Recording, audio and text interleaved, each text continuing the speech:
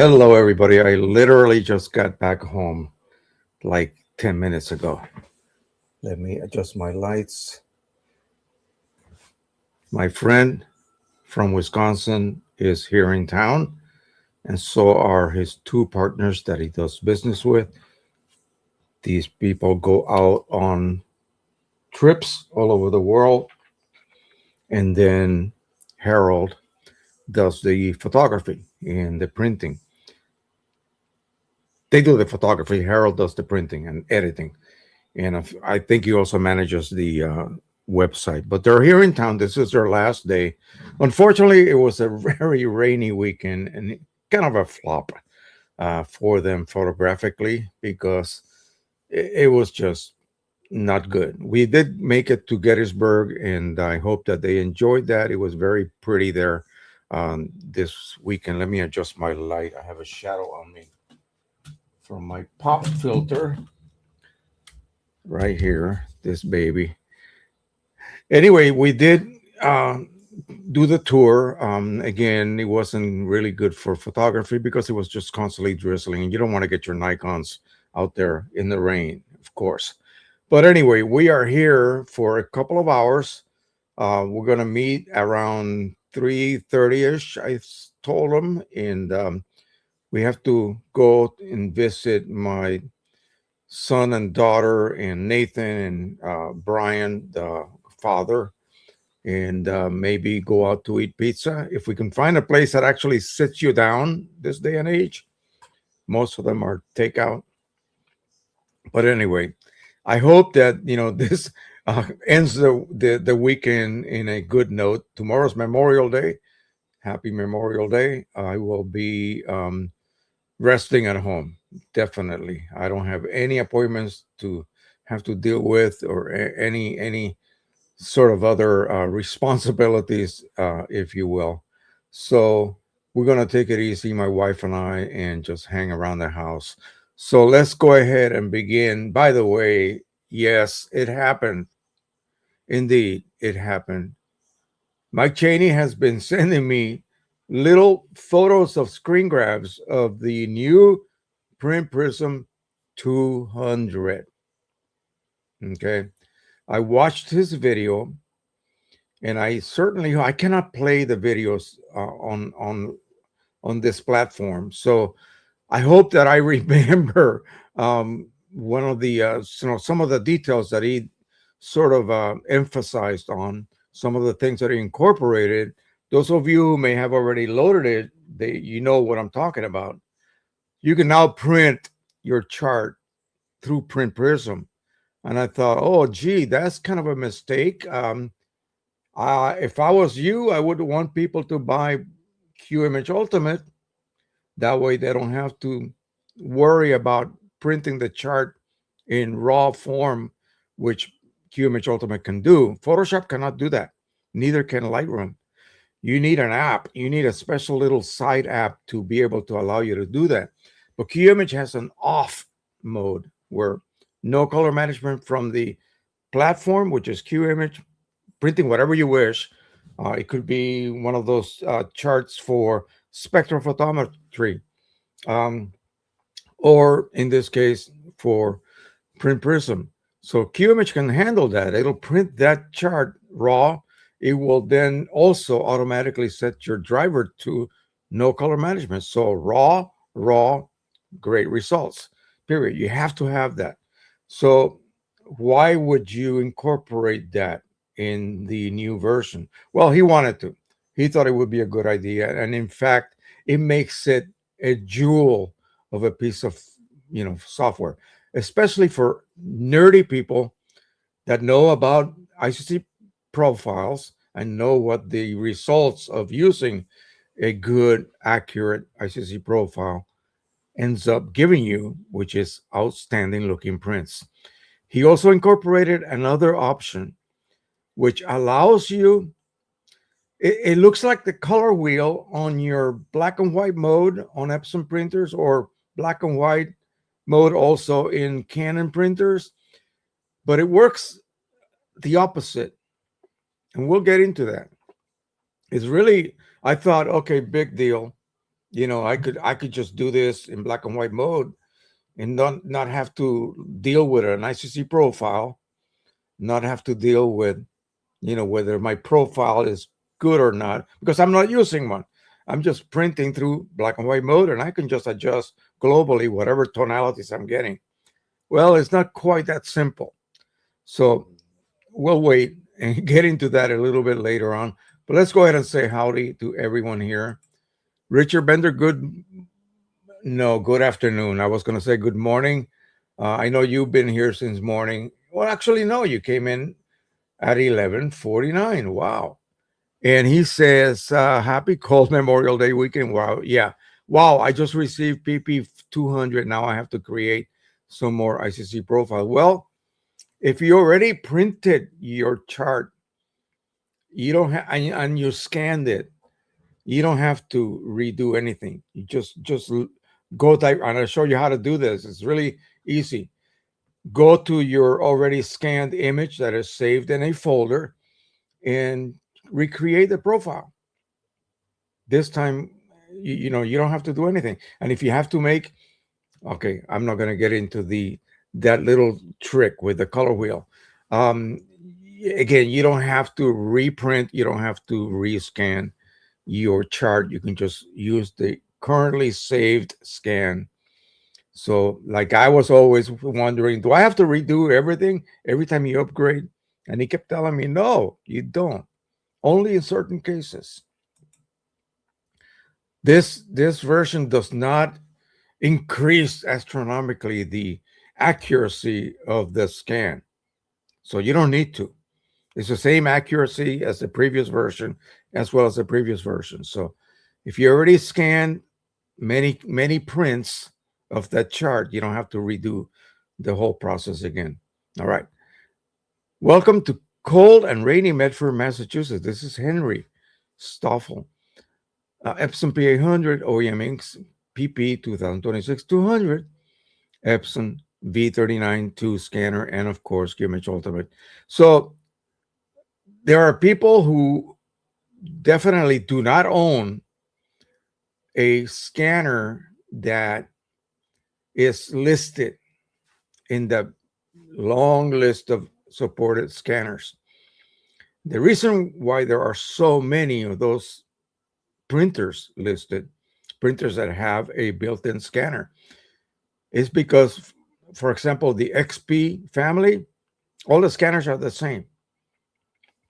They have apparently the same light source that they use, the same sensor that they use to scan. So there's no need to repeat the process. One of them, you just analyze it, its spectral qualities, as he put it. And then once you have it sort of, let's just say, profiled, then any other XP type all-in-one printer will allow you to use the same setup. In other words, you just pick your printer and the same scanner throughout all that whole series of XP printers. So the so-called calibration is identical. So again, that's pretty cool. And only he knew that. I did not know any of this stuff. So next one, Nigel Waters from Wales, UK, and he was at 6:43 this morning. Um, Canon Pro 300 with all the trimmings. Welcome, my friend. Ron K from Trenton, New Jersey. Epson EcoTank 8550. QMH Ultimate Lifetime. Canon R5 Mark II. And a Canon D70. Fred Elias. Uh, are you the guy that offered to send me some other paper? But I put my email address, but I never heard from whoever it was. Maybe it wasn't you. I'm going to go ahead and just post my email address that I use for printing subjects so that anyone that wants to contact me can do so.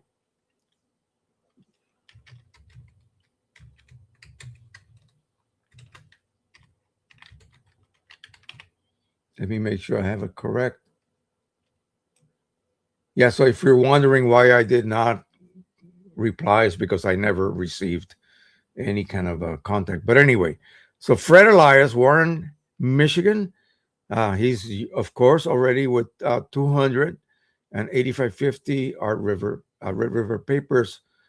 And we're going to be doing two profiles on the Red River paper metallic that you sent me. And we're going to go ahead and do that on the Pro 200 because I don't think I did that yet. I may have done other papers on the Pro 200, but let's go ahead and see because I want to know basically how good are those Precision Colors inks for the Pro 200. And the only way to do so is to create as good a profile as possible. I may go ahead and do like a dual standard image 5x7 and maybe some other image just to have a regular image as well as a standard image. I want to see how it handles the standard image. Um, of course, that'll be after we make the profile. HC from the Netherlands, hot spring weather. Yeah, we went like this, crazy weather. So I just got back from an afternoon trying to find photos under harsh light and in shadows. If we only had a little bit of light yesterday, we could have taken some beautiful photos. EcoTank 8550 Print Prism Pentax K 1-2 DSLR with vintage 40 millimeter pancake. What does that mean? Something edible? No. You mean a lens, maybe? Captain Donzi is here from Richmond, Virginia. Pro 200, Pro 100 with all the trimmings. Welcome. Photo Nikon 780, Edmonton, Alberta, Canada. Canon Pro 1100, Epson XP 15000, ET 8500, OEM inks. Papers Plus, Red River, Canson, Ilford, and Staples. And you saw what I did last week on Staple Papers. That paper, the Supreme Gloss, it's really good. It really is good. And you're talking like 50 sheets for like, I think it's like under $25, $30, something like that, which is really amazing. Please remember to hit the like button, support Jose's channel. Yes. Yes, sir. Thank you. Thank you much for that reminder. Photo Nikon 780s. So yeah, he's got 200 Kimich Ultimate Lifetime Photoshop Lightroom DxO PhotoLab 9. So here's my email for photographic subjects. Machi Cheo. So Machi is a little nickname for because I was the firstborn son, okay, in my father's lineage. So macho. So hembra is female, macho is male. So machi is little male. So Cheo is my nickname for Jose. So and you only get to use that unless you are like my brother, sister, aunt, uncle, family, like immediate family. That's the way yeah, our little rules are. HC says, I quickly browsed through this afternoon's photos. If a photographer is as good as their last photo, I need to worry. What? Oh, I see. So you're saying your last photo wasn't up to your, you know, approval rate? Is that what you mean? Oh, a very flat lens. I've never heard that term. Most lenses have a curvature, a bit of a curvature problem. I see. Okay. All right. So let me go ahead and close the slideshow. So, of course, Print Prism is here. So let's go ahead and just take a quick look at it.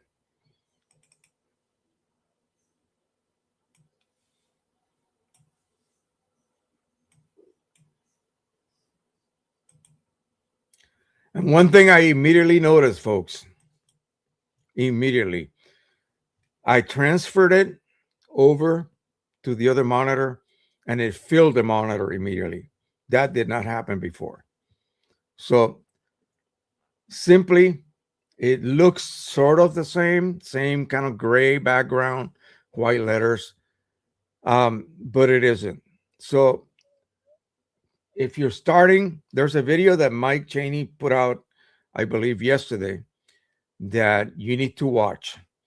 But I'm going to walk you through as best as I can and see if I can describe what the new um, features are. Let me see. We have a new, okay, Chas Grow. Greetings from Southern California, close to close to getting toxic. Why? If it's political, don't get into it, please.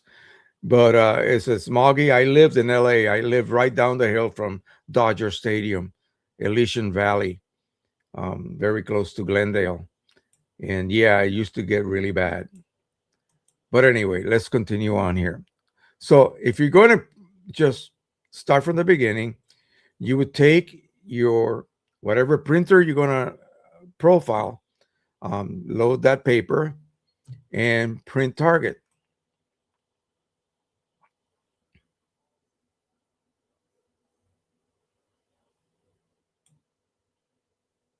And that would open up that.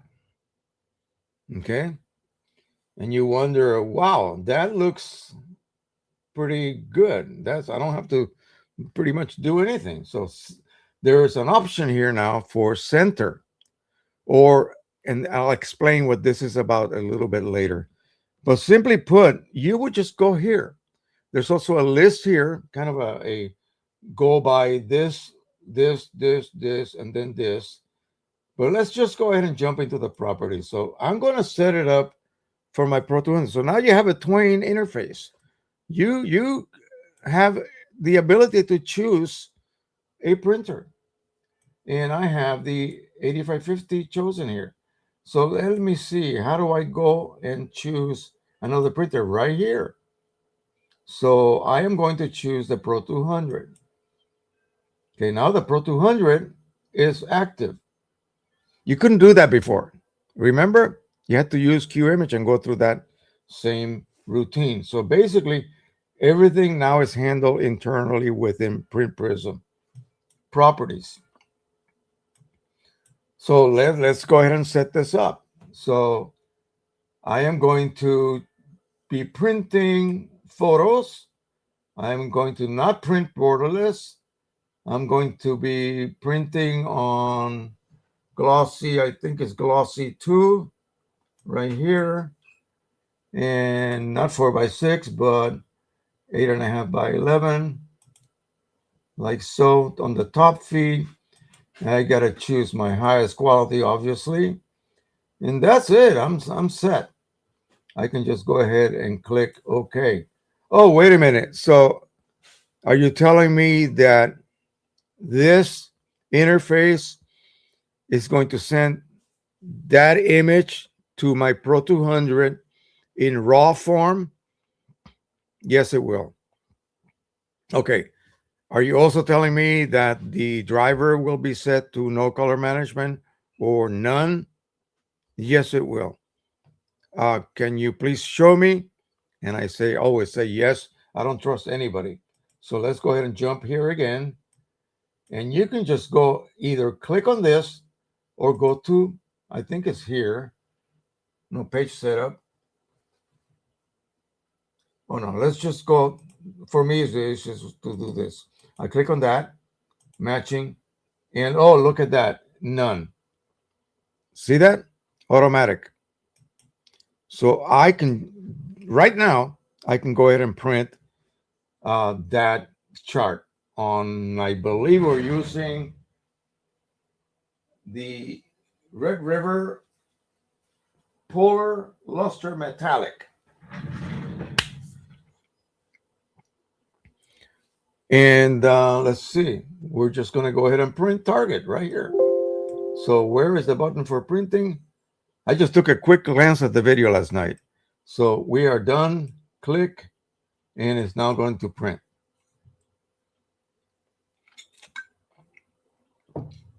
So So now we have a full-fledged Twain printing module built in to Print Prism. That took it from here and put it. Oh, wait a minute. I cannot reach that high. Yeah. Incredible. All right. So for those of you who have never seen a disabled set of chips, that's what it looks like. What should be magenta, photo magenta, yellow color, black, gray, photo magenta, light gray, and cyan just simply looks blank. So that's what happens when you disable your chips on a Canon printer, so that then you're able to refill those cartridges without any issues. That is now printing. So Charlie is telling me that greetings from Southern California, close to becoming toxic waste. Laughing out loud, is the Garden Grove tank happening? I don't know anything about that. I have not kept up with any of news or whatever is happening in LA. I left. I was there since I was 11 and a half till when I was drafted in the army. So, which was about age 19, 20. I graduated early. I graduated when I was 16, but I went to the local LACC. You know where that is, community college. And then after that, I went into the army. So, and never really went back. My parents moved back to Puerto Rico at that point. All right. So once this little screen goes away, I will be able to grab the print. I'm going to put it underneath my heated press here so that it can quickly dry. I'm not going to press on it. I'm just going to put it in a warmer than the room environment, and it should dry real quick. I'll go ahead, and while we're doing that, I will create the one for glossy metallic. Okay. And then we'll come back, and once they are dry, we'll proceed to scan them. I'm going to use my 8550 to perform the scans. Let me check. Yeah, almost done. It's amazing how quickly the Pro 200 prints. I am absolutely in love with it. I used to be in love with my Pro 100. I still do, but it just does not come up to the level of the Pro 200, especially using OEM inks. If you were using Precision Colors inks on the 100, yeah, it's close to the Pro 200 quality. But I haven't reached that point yet. I'm still working on the original set of OEM inks. I just wanted to go back and basically play around with it to see how good were those inks, because I really didn't use it that much. I immediately jumped over to PC inks, and that was before they even had the signature edition, the highly tweaked version that took care of some of the existing issues that the original Pro 100s had. All right, it's done. So let me go get it.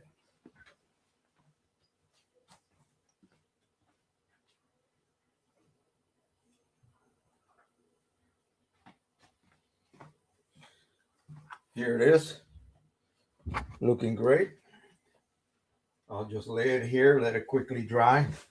Now, I want to show you what you would do for the next one. So I currently have another sheet of that same paper, but I'm going to go ahead and load the glossy, which has a slightly different character to it than the luster. I like the luster for even for portraiture. It really looks really good. I did that for my son's, my grandson's cap and gown pictures that they took at his school. By the way, he graduates this Thursday.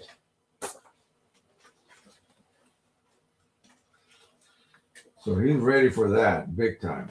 All right, so I'm going to take these two sheets of glossy to the printer.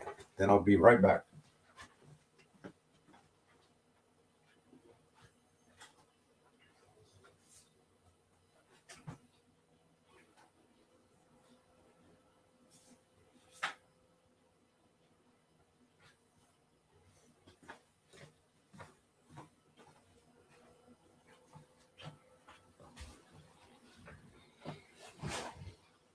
I just realized I made a mistake. I should have used luster. So I'm going to do the glossy, which I already chose glossy. I don't have to deal with this just yet, but I'm going to go ahead and print this one. And it should have the proper settings already on it for the glossy. I made a mistake.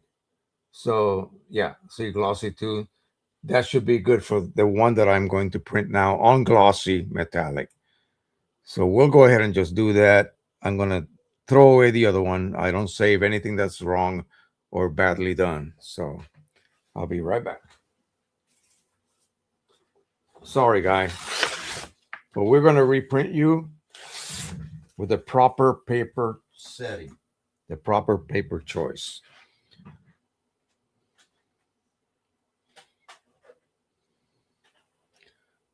All right, so this is now printing, same as before. You see the blank pages there. I mean, the blank cartridge colors. It's like they don't even exist. So I wonder if I can go ahead and set up for the next one right now, or do I have to wait? No, I don't have to wait. Good. All right, so we're going to get up close so I can see what I'm doing. Photo papers, and this time we're going to choose luster. So the next one will be in luster high quality. And of course, everything is going to be set correctly. If you have any doubts, just have a look. There you go, none. And then we'll print it.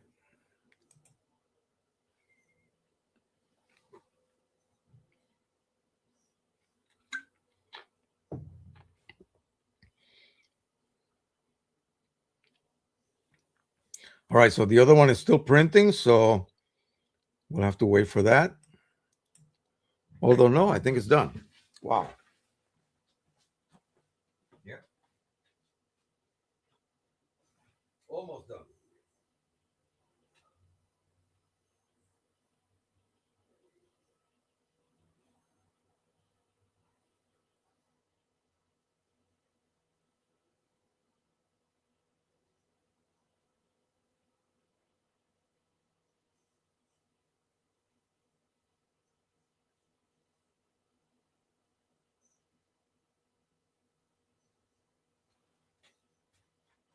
Okay.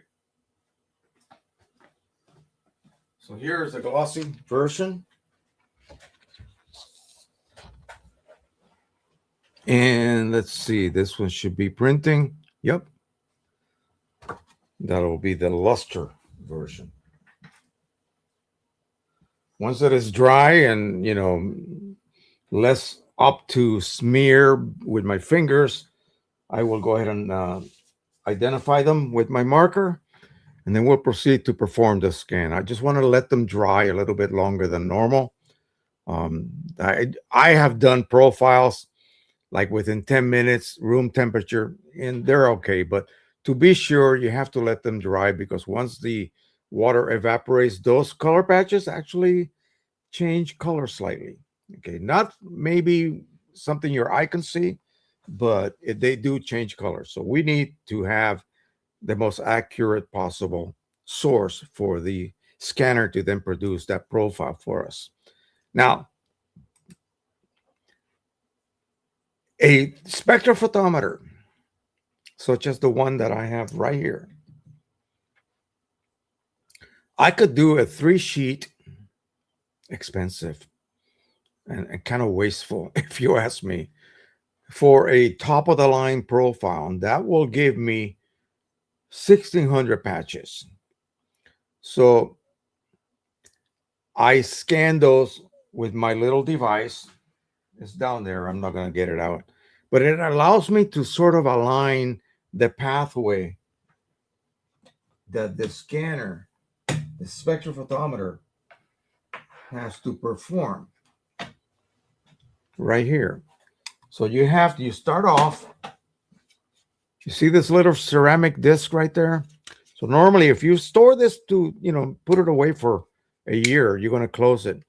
So normally you would have it open like that. And the first thing you do when you open up the software is it tells you to calibrate your scanner. Once you choose If you have several of these units, then you're rich. But you have to pick the one you mean to use. Select that, and it will ask you to scan it to calibrate it. So while it is sitting here, this particular one has a tungsten source bulb. It'll shine that bulb to that little ceramic disc.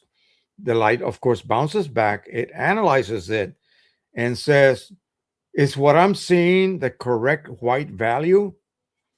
If it's yes, then it doesn't do anything. If it is not, it has to adjust, warm it up or cool it down. And then it saves that calibration. Okay.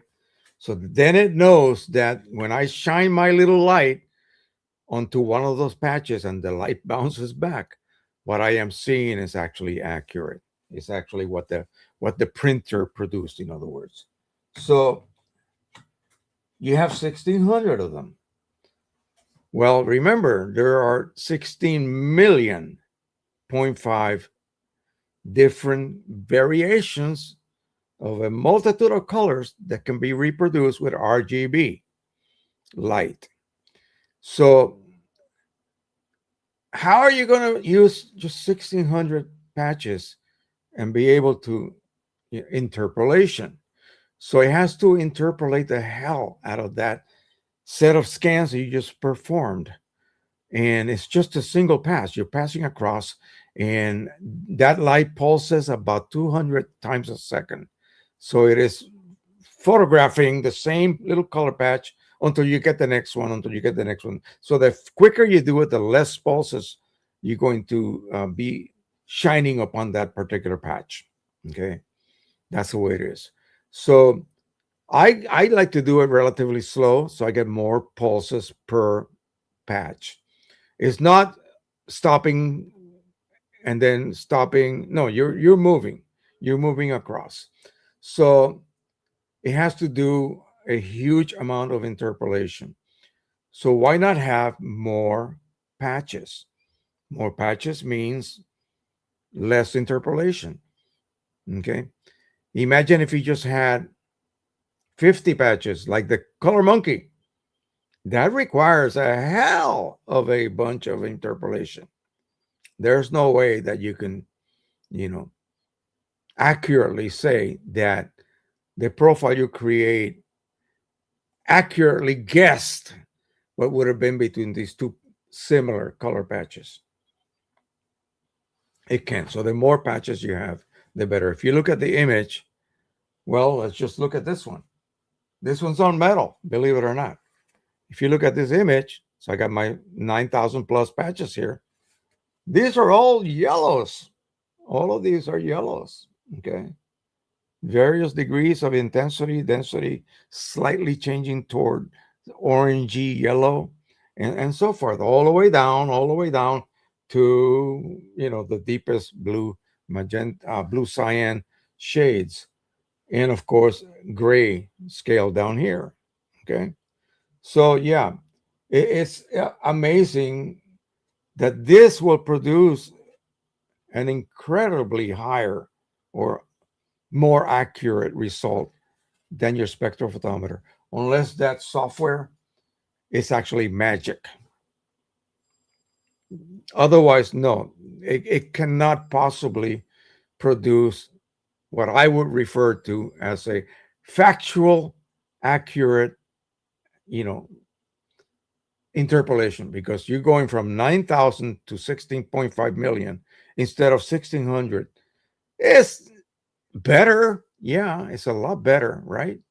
You look at these colors and you're wondering, wait a minute, that yellow and this yellow look identical. Well, no, it's not. So 9,000 colors seems to be like plenty. Imagine if you had a Crayola box with 9,000 plus crayons, every shade, starting from white into yellow. I mean, imagine that would be enough. I wouldn't have to mix anything. I could paint my numbers and it would look like you did it with a brush blending colors. That's how well that would work. So the more patches you have, the more accurate, less interpolation is required to create a profile. All right, so now that's done. Let me go ahead and warm it up and dry it.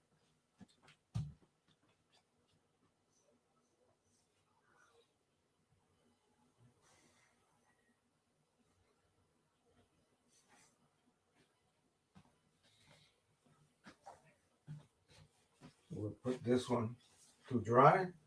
This one's already pretty dry. It's beginning to curl a little bit. I'm going to go ahead and mark it as Red River Polar. So RR Polar Luster. And we'll just metallic MET and PP 200. And we'll do the same to the other one. So here's what it looks like. You can see that metallic sheen to it. It really works out really well. So we'll put this on the trusty 8550.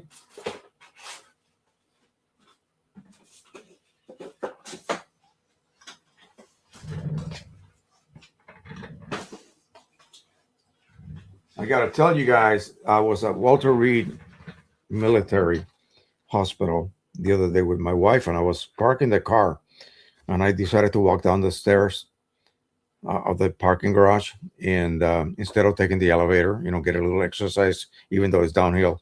And I stepped down and I pulled the hell out of my right calf muscles.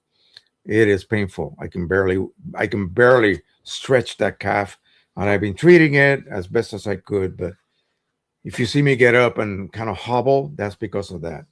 So yesterday going out was a little rough.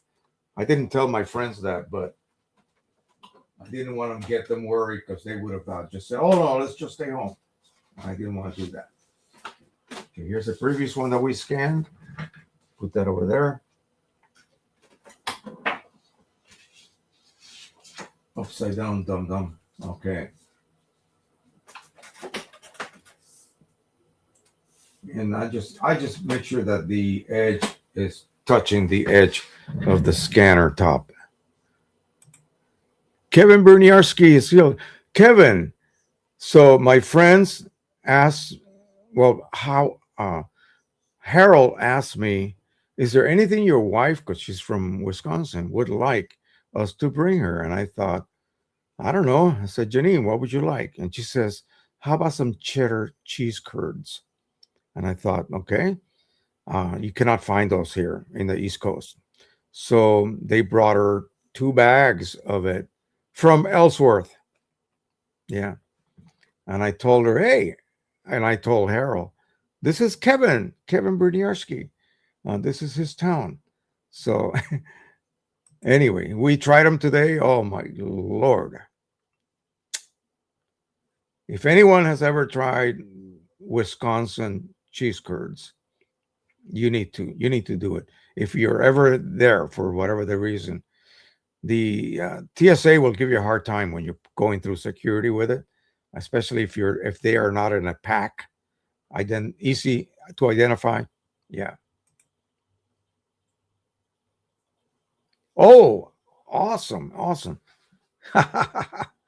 Yeah, we're down to like half. They brought us 2 packs. Yeah, it's good. It's good stuff.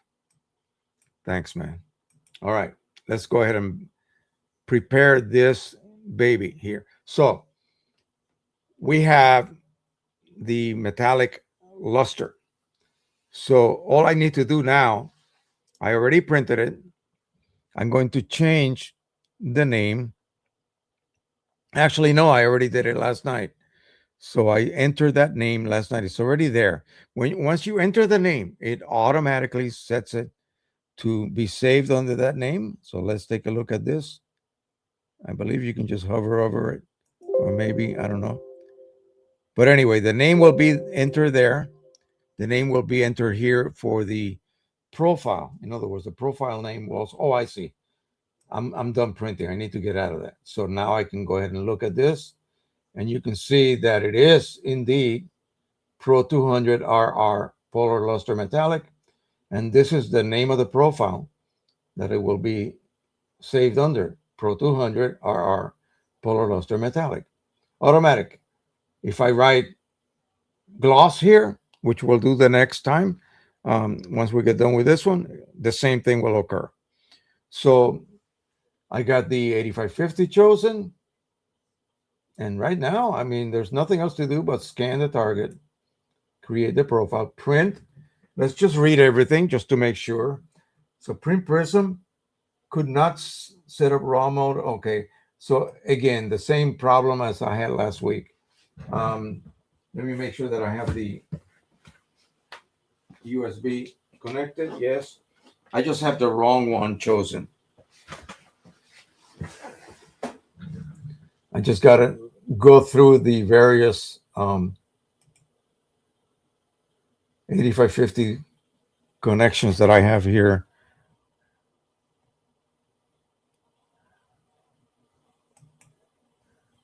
And we'll try that one. There we go. So I had the uh, Wi-Fi version, which I do whenever I'm upstairs and I got to print something off my phone. I'll just send it directly to the 8550. Now I could have chosen. This is just going to create a normal ICC profile. We have the same thing here. We have a choice of how many scans we want to stack. How long do you want to wait between scans? So 30 seconds. And then once we are done with that, we'll go ahead and play with this. I'll show you how this works. It's rather unique. I don't want to discuss that at this point, but yeah, it's really neat. It doesn't work like, for example, if you're using black and white mode and you in Photoshop or whatever application, you take that RGB file and turn it into a monochrome, meaning it still has RGB values, except they're just all neutralized. They're all going to be the same. Every shade of gray will be the same number, the same triple number. 250, 250, 250 for a real white shade, or 25, 25, 25 for a dark one, and of course, like 175 triple. So they'll all be the same RGB numbers, but somehow on your printer, it prints with a slight tint. It's not quite neutral. Well, you have to look at it and you go, okay, this is a little bit greenish. So what do I have to subtract? Well, I have to subtract green. And what's across that color wheel? What is across green? Magenta. So you just basically walk over that little central button. You would walk it over toward magenta. Well, no, that's not the way this works. This works even better. Works even better.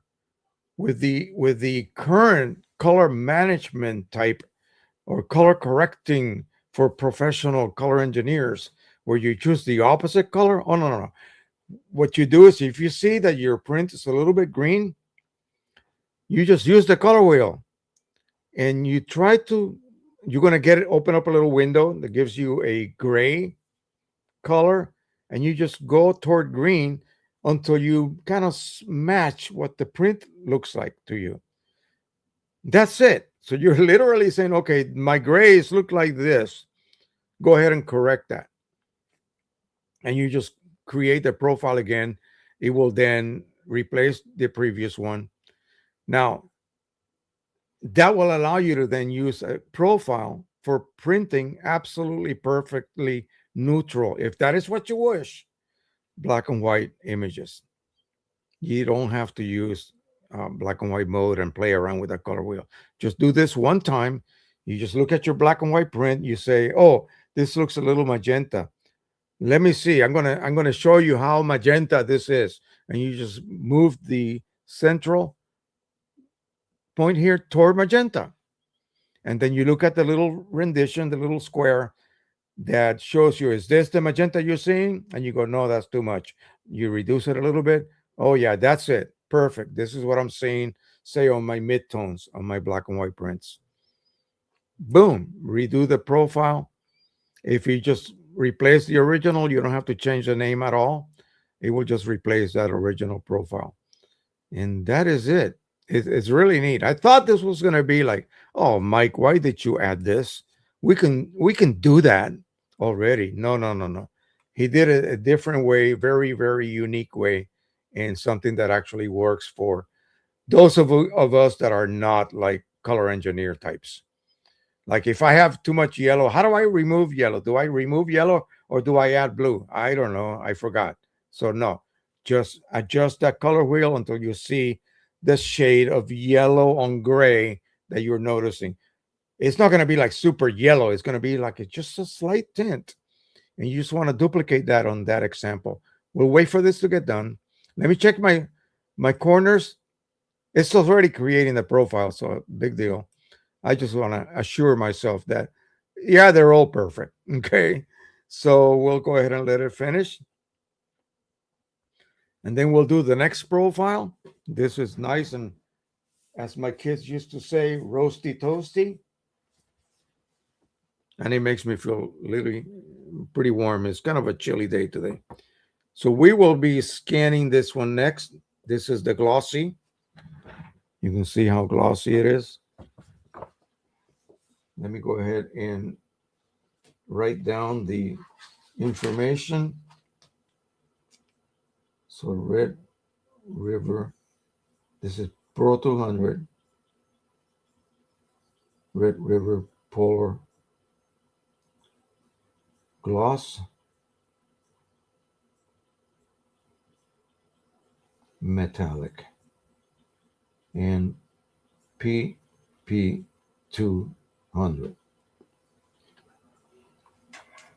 Now, I mean, this is already done um, scanning, so I can actually remove it. Where's my other hearing aid? What did I do with it? Oh gosh, here it is.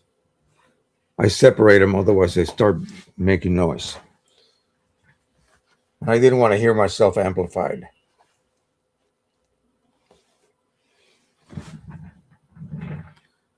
My dad was like, she's almost deaf by the time he passed away. And I'm going to end up that way unless I do what he didn't do and was go to the doctor. He just didn't care. Um, but we're not going to do that. We're going to use what's available here to be able to hear things and not annoy people that they don't, telling them that I don't hear what they're saying. You know what I mean? So, okay, so that was the, let me sure.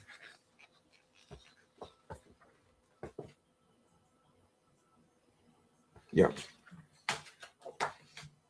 We will scan this one.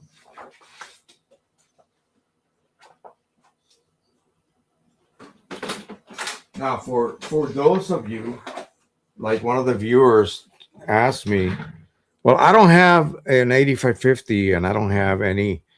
I have, like a Pro 1000 that doesn't have a scanner.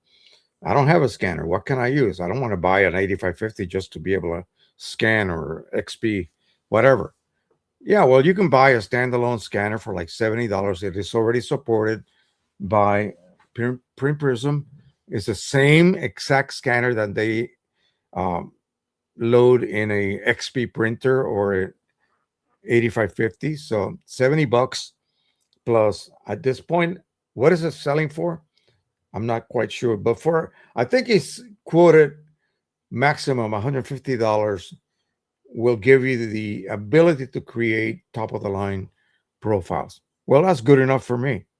If I didn't have anything but a Pro 1000 or an 1100 and I want to get into this, that's what I would have used.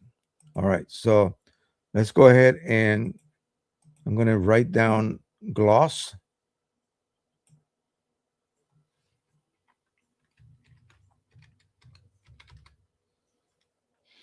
And that's it. Once I do that and I get out of it like that, it should be, let me hit enter. It should be here. Let me see. Yeah, gloss right there. I need to put a space on it. There we go. Now let's check. There's gloss, and let's check here. And it says gloss, And here in the profile folder, also gloss. So you see what I mean? It's almost dummy proof. It's going to take care of that aspect, the naming of the profile and so forth. So we're ready to print it. I think I already did the proper setup here. Let me double and triple check, of course.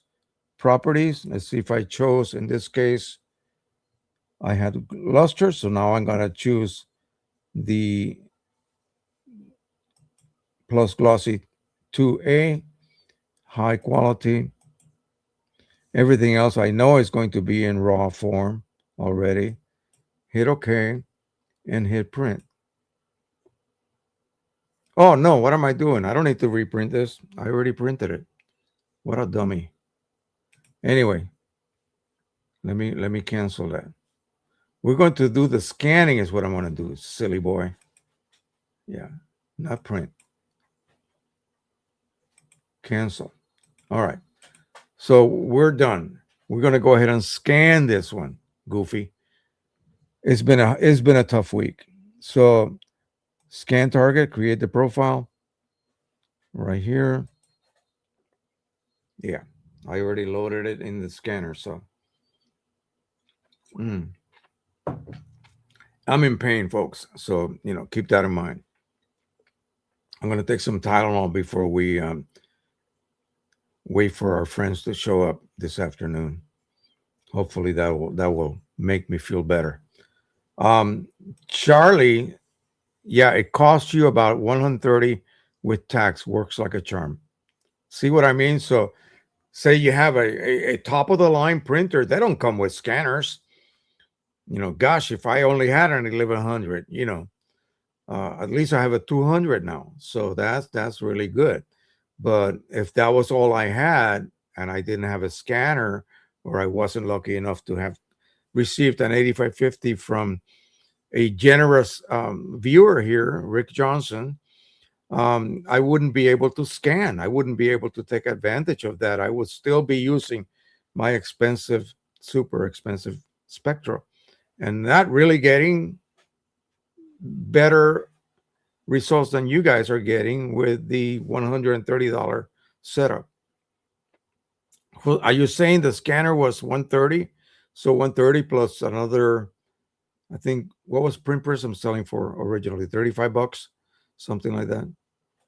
Did they increase the price? I'm not sure. Let me see. Let me open up another tab here.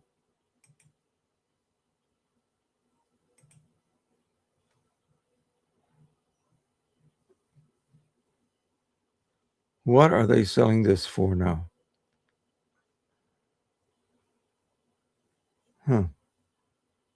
Purchase. Let's see.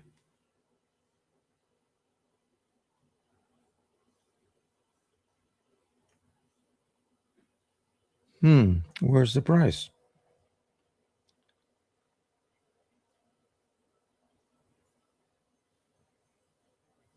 $44.95. Okay. I almost didn't see that. So yeah, that's it. It's a bargain. It's really a bargain because really, what else? How else are you going to be able to produce ICC profiles? All right, we're on pass number 4 and cooling down. It's actually doing the pass now. Yeah, it's blinking. So one more to go, and then we'll go through the corners. I just do that anyway for whatever the reason. I like to check just to see. If you ever not select, in other words, those little white squares are selectors, and they are usually right in the mid section of the actual little square patch. So from edge to edge is only seeing the colors within that patch. So, and that's how it identifies each one. It identifies the location of each one, and the program already knows what that particular coordinate should be displaying. That's how it works. It's not actually like performing it, reading it. It knows what the square number down 30 rows to the right, 75 squares. It knows that particular square's color. That's how it works. So it's almost like a GPS.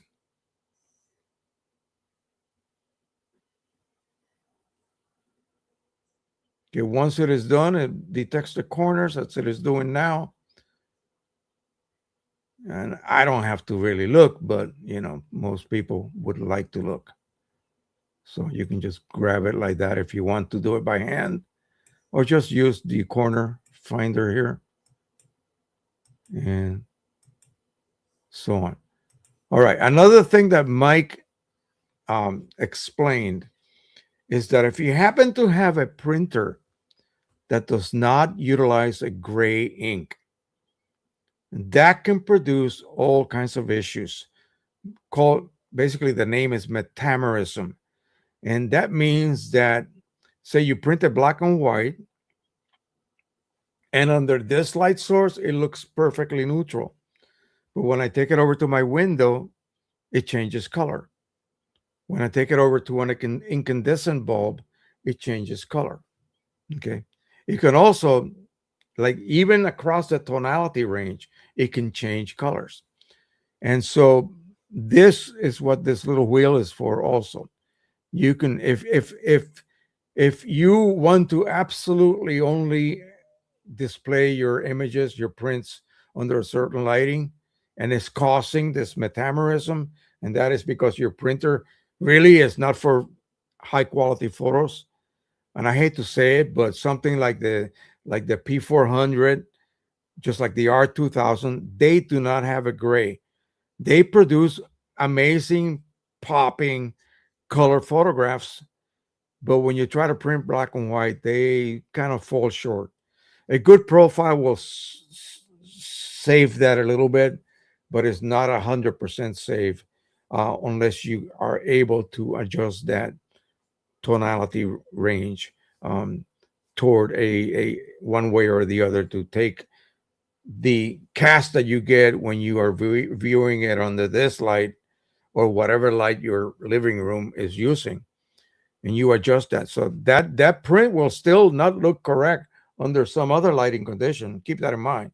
Is you're not fixing the print, you're fixing, the you're not fixing the effect that those inks had on that piece of paper, but you're sort of correcting it so that, yeah, it would normally look a little green, but now it looks neutral because I actually made it look a little magenta. In other words, you see what I mean?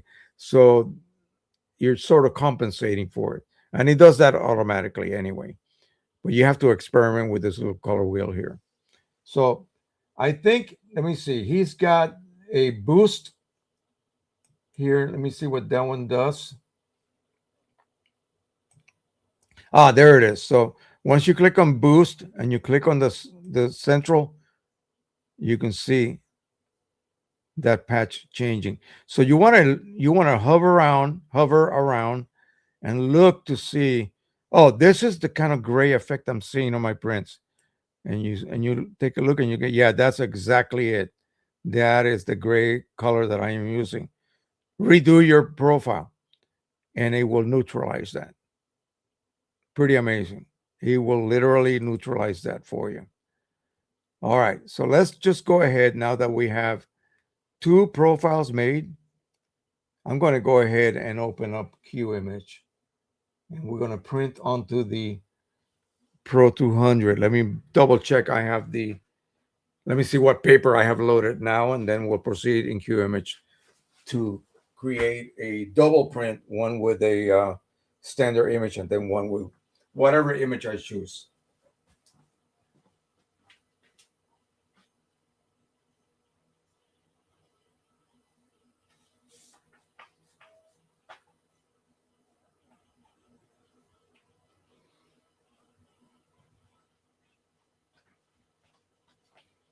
By the way, the profile that I made for that Staples matte paper, the blacks were sumptuous, and to me that is, no, this is impossible. That cannot happen on a Pro 200 or Pro 100 or any die based printer, but it did. It produced a beautiful result. So let me open up Q Image. It's 1 o'clock already. Uh, and we're going to go ahead and just pop. We'll set up the software for the Pro 200.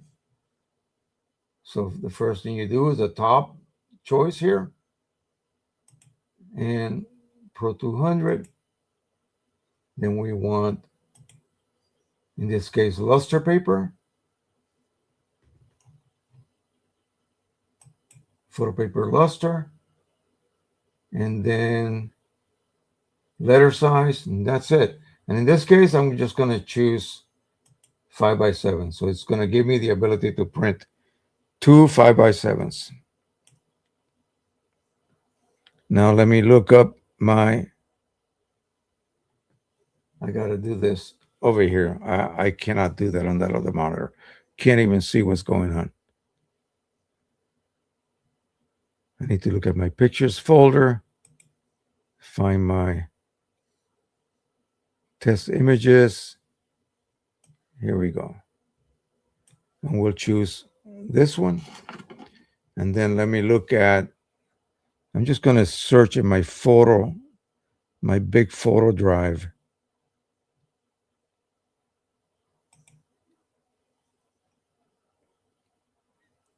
And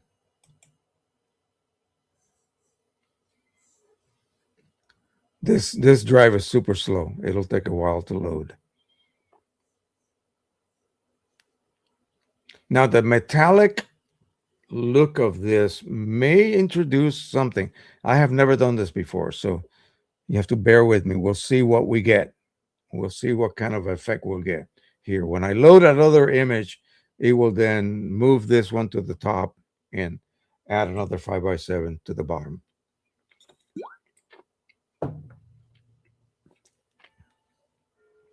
I'm going to scroll down because we have some pretty colorful stuff.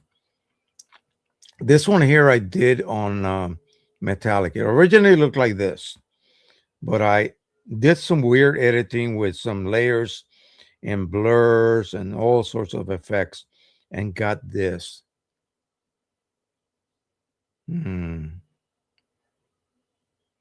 Yeah, why not? Let's just do that one. So there we go. And I need a little border, a little black border on them, as well as here.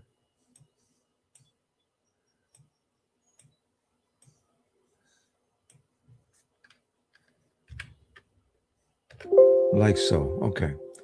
So now we have to look for our newly created profile. So of course we have polar luster, photo paper luster chosen, and then we'll look here.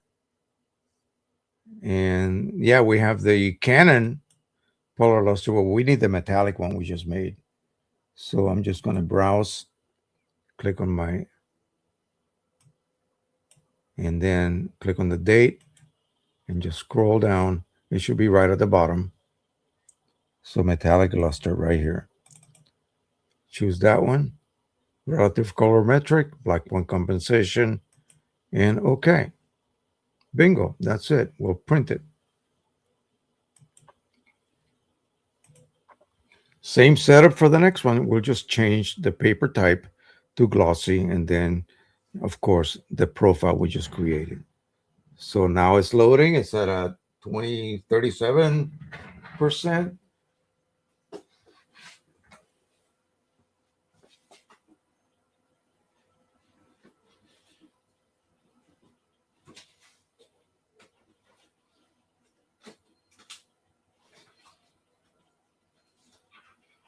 We'll get a sheet of this glossy.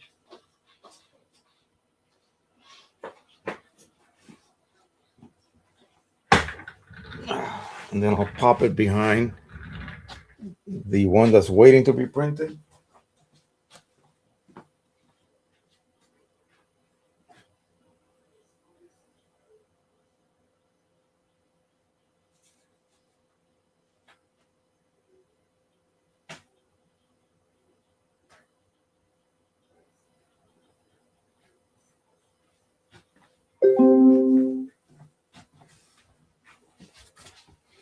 I can turn this off because I no longer need to dry any prints.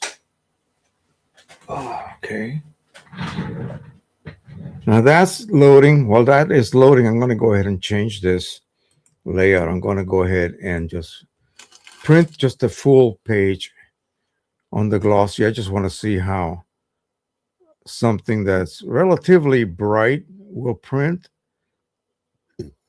This I did on metal once. It came out beautiful. This is a good one as well. These are not AI, they're just regular photos. This would be a good one for a metallic type paper look, especially glossy.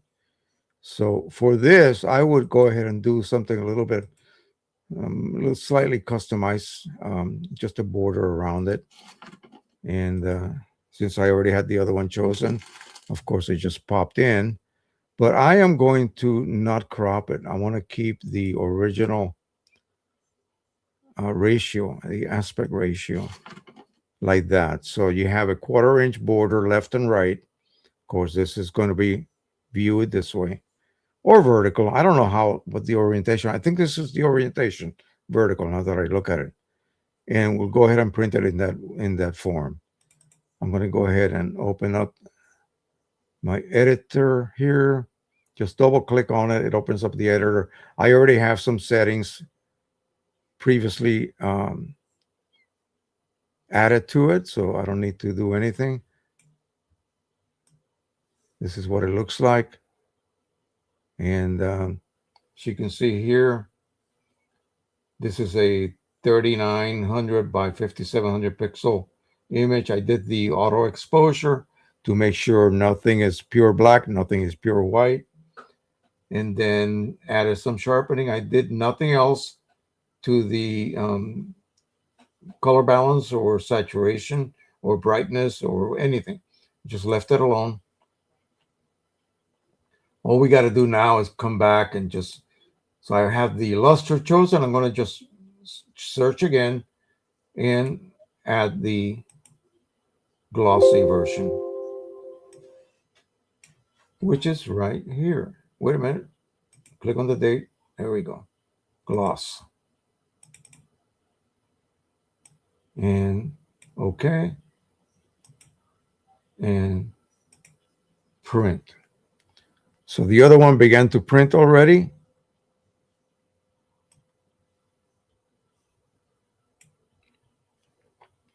We'll just wait for it to come out. It should be great. So I am right now thinking, what else could you possibly do to this? I don't want you to make it super bloated. What else do we need in Print Prism? This is it. Drop your comments here now. Okay.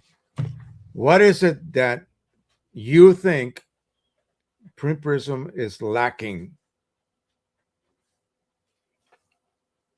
It doesn't give me a hug. But really, do I need a hug that bad? It doesn't, I don't know. It doesn't make coffee for me.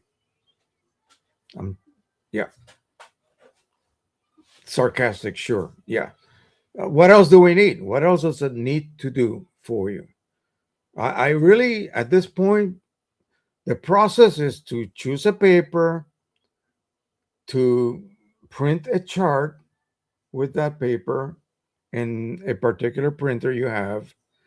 And then if you happen to have that standalone scanner, then you're going to scan it through that and produce a profile automatically, which will give you a technically neutral profile without any doodads or any adjustments.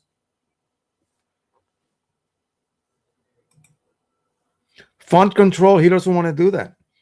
I don't know why. To me, I don't have an issue, Richard, with that currently. I can see. It's just I need to get up real close. It's just my eyes. I'm getting new glasses pretty soon as well.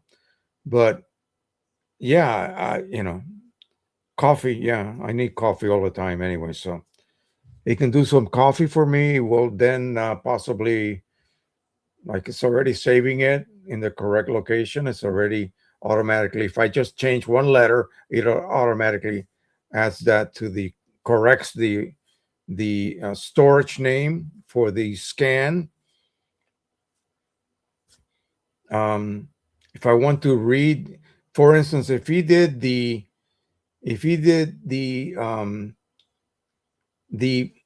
production of the profile to be more accurate. In other words, once those patches are identified by the selector, the processing involved to create the profile has become more accurate. I already have my scan. My scan is as accurate as it's ever going to become. So I can just go back to that folder, select and just redo it, recreate that profile. It will load that image that it produced. It will locate the corners, and you just automatically make a profile. You sort of do it manually, but it's still the same process. And now you have a profile that's maybe adjusted for black and white a little bit more accurate or whatever. I think it's pretty much a done deal. But I mean, I'm willing to listen, and he's not here with me today, apparently. So you can go ahead and talk. I know he's going to watch later, but what else could be done? What else could possibly be done? All right, I think that's done printing, and this one should be. Did I send that? I'm not sure. Yes, I did.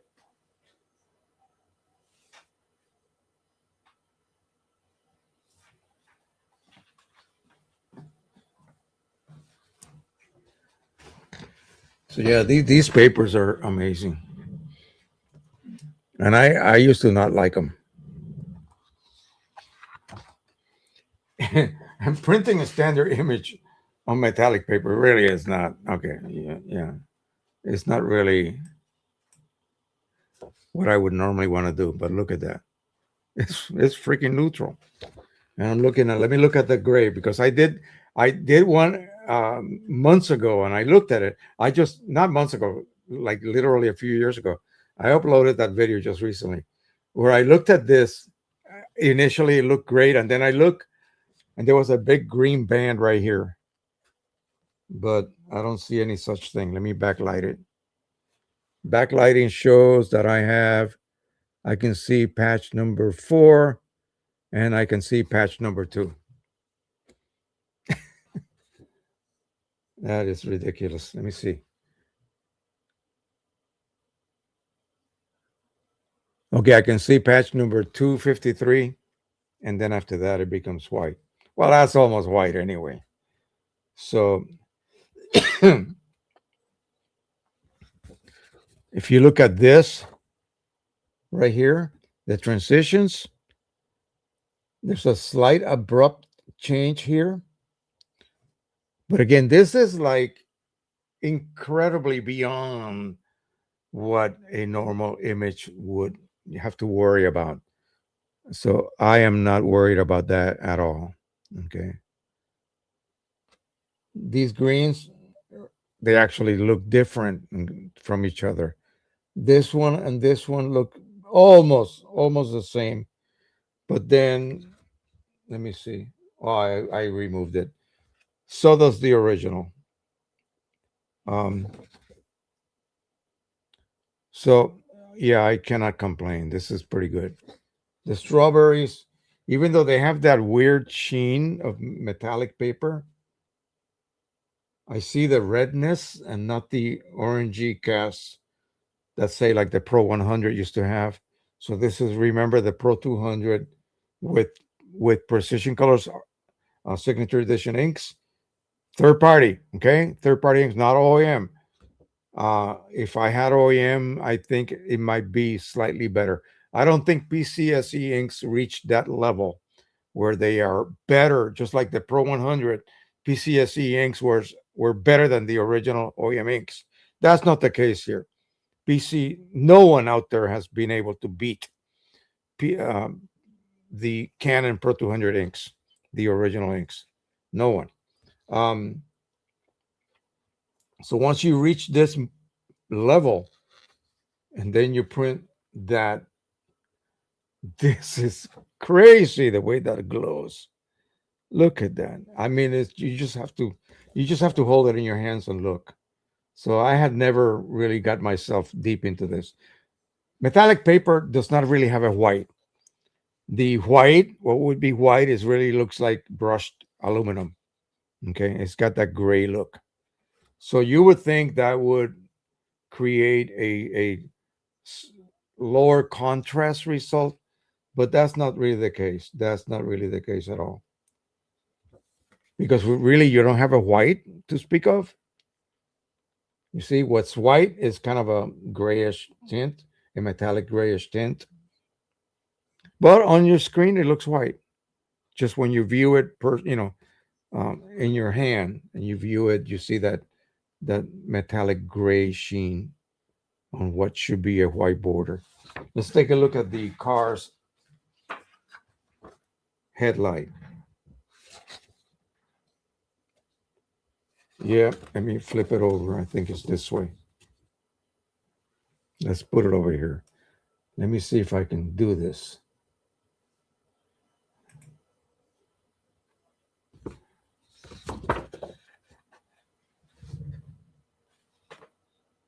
Right there. That's the proper illumination right here. If I put it up too close, it's going to look too bright. Yeah. This is my crappy monitor. What you're seeing here is from this crappy monitor. Let me slide this over, and I'll do a visualization myself.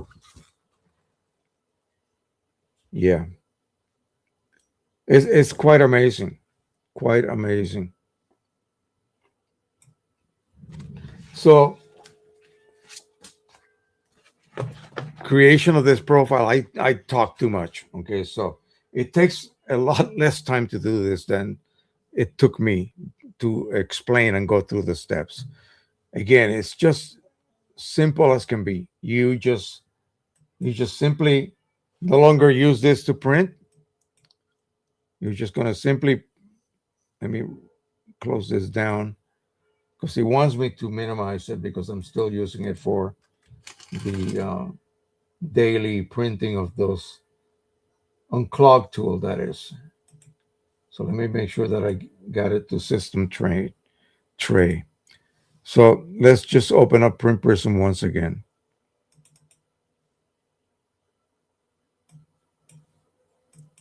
And this is what I want you guys to see. I'm going to go ahead and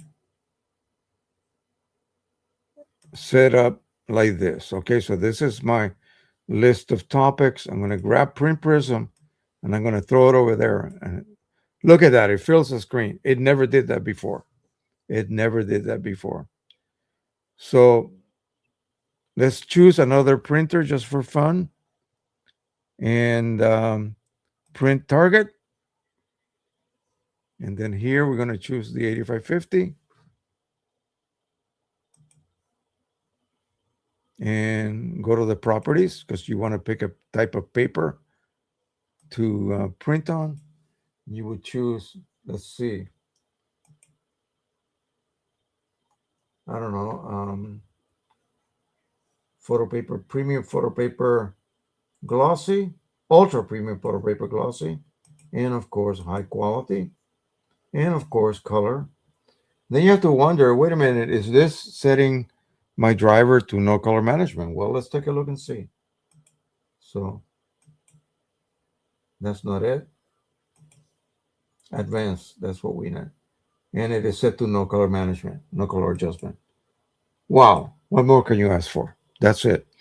So you have to do the same manipulations you would have done in QImage. So now this is ready to be printed on the 8550 on that ultra premium photo glossy. So if I was to print on a Canon, say platinum gloss, that's what I would use. If I'm going to use, do I have any paper here?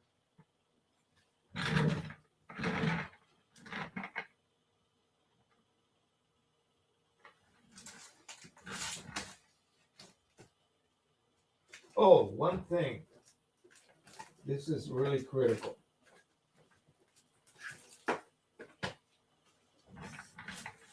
This is critical. Here, let me take this out. And I'm going to just test this for the hell of it to see if it actually is true. Is this luster? Yeah, that's luster. I'm going to print this on a 5x7 and see if it can be scanned. Ooh. Oh boy. Is that going to work or not? This will be the last thing we do today. He sort of spoke about this in his video. And make sure you guys catch this. Go watch his latest video. So I am going to choose 5x7 paper choice. Oh, look at that. It fitted it. Oh my. Oh my. I need to change the paper type because I remember I'm wait a minute, is that glossy?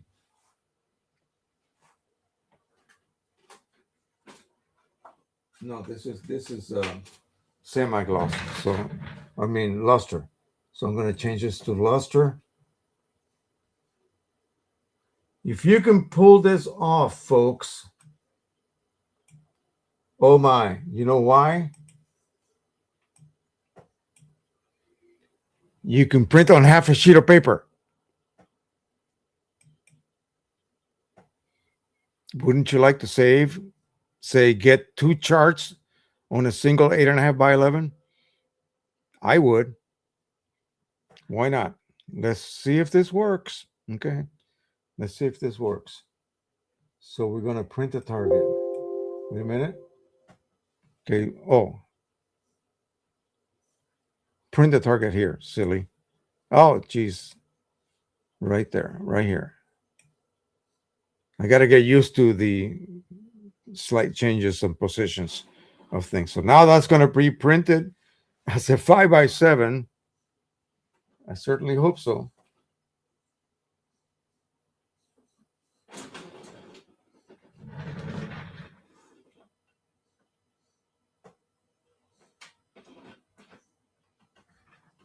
And then we're going to try to scan it. Oh, is that going to work?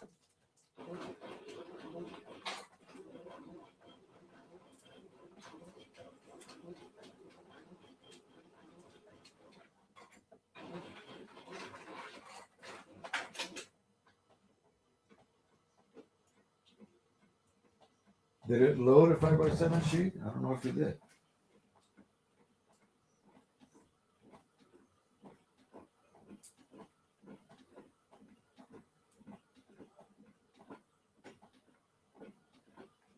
I'll have to wait for it to start coming out.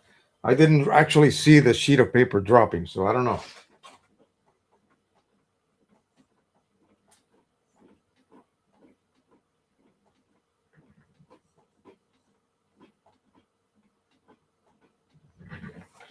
Let me make sure. Let me recheck this. The properties here. Yeah, 5x7. Okay. All right.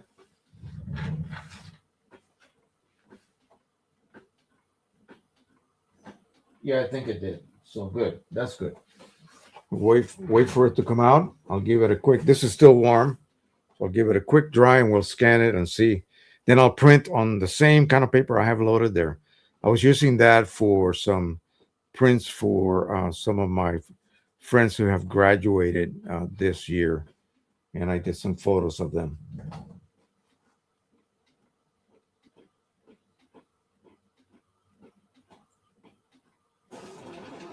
Okay, so let's make sure that we got the complete chart here. No, we did not get the complete chart. Nope. So something happens. Now, Mike did this and it did work. It seemed to work. Oh, you big doofus. Okay.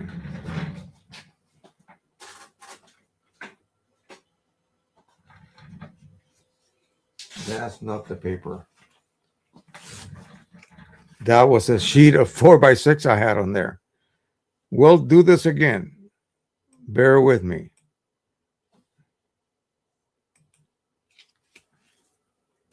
No wonder I didn't see that actual sheet of paper dropping. To make sure that it does that.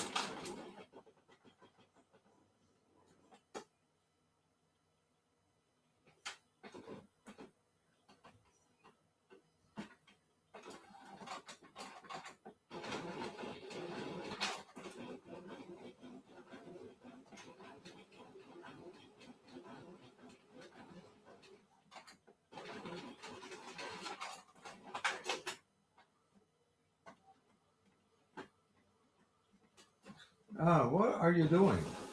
It's like it's picking paper. Do I have some of this paper loaded on my...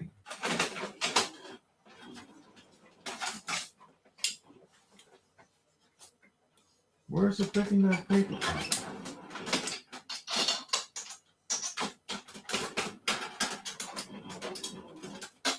Let me put this tray back. Ugh.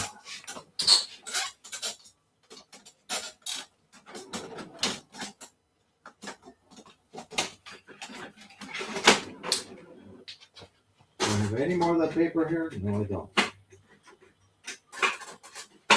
Somehow, yeah. Let's try that again. For some reason, I had that paper in there. I was doing something for a gift for someone the other day. That's what I think happened. Let me see. Make sure. Come on now. Don't mess with me.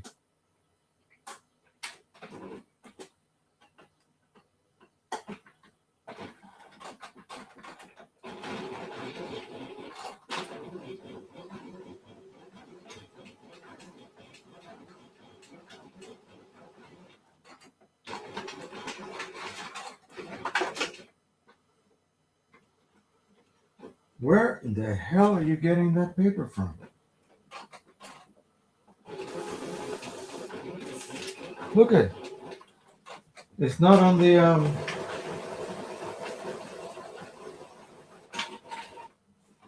it's not on the underneath tray.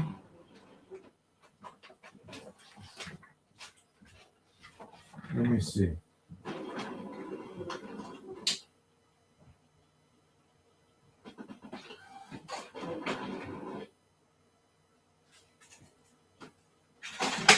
Yeah, the only possible tray you can get it from is this one. And there's no paper 5x7 in there. Is there another tray? No, just the disc printer. Oh, here it is. Yeah. Is making a mistake. The paper source.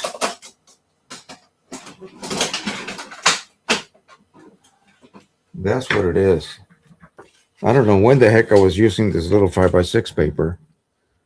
Let's try this again. Okay. Now, oh, here it is. Auto. It was on auto. Rear feeder. See that? I cannot see the tiny little letters on this monitor. That should be a fix. So let's go ahead and print it. All I wanted to do, folks, is figure out, it would have been nice, see if we can get away with a 4x6 chart and still be able to detect it as we scan it. This should be it. This should be the...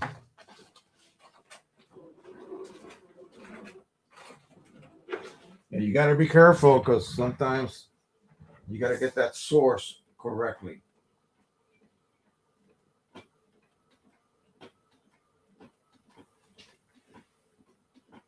And I got it right the first time, but I don't know what happened.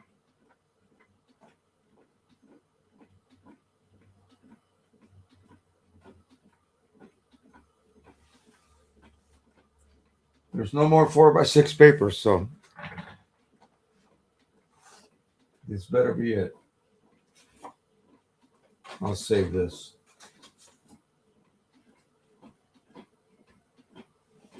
But think about this. You're using profiling, that is, a paper that might cost you $3 each.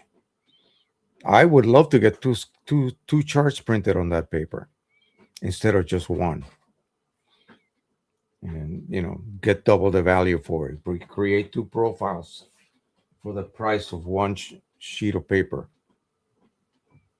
Here we go. This is correctly now.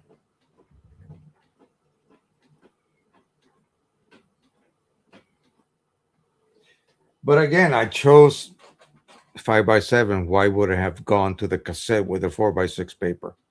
Makes no sense.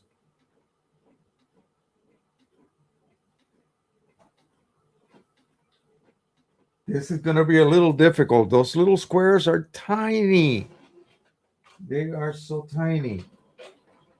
Oh my Lord. They are like not even a 16th of an inch square, less than that. Much less than that. I don't know if this is going to work. You see that? I really am not sure about this one. Let's try this real quick. I just want to I don't care what the profile looks like. I want to see if it can actually find the corners and also detect each square. That's going to be one hell of a job.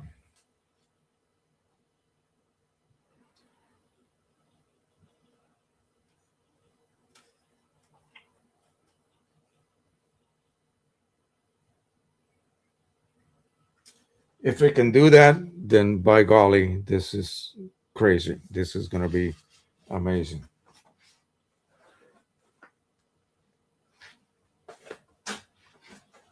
Okay.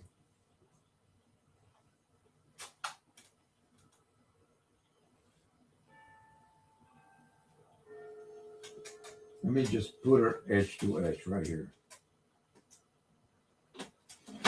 We'll see. Whew. Let's see what happens.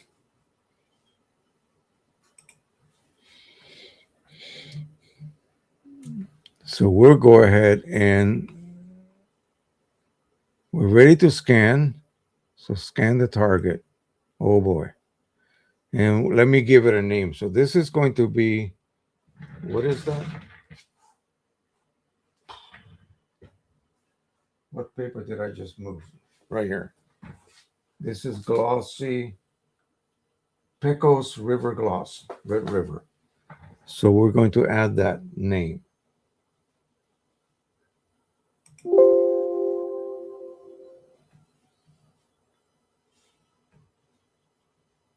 Wait a minute, something is open here. Something is open, preventing me from clicking.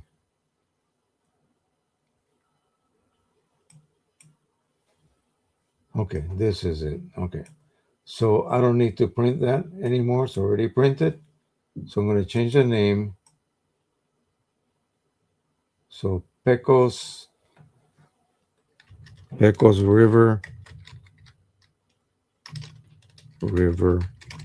Gloss. I think that's it.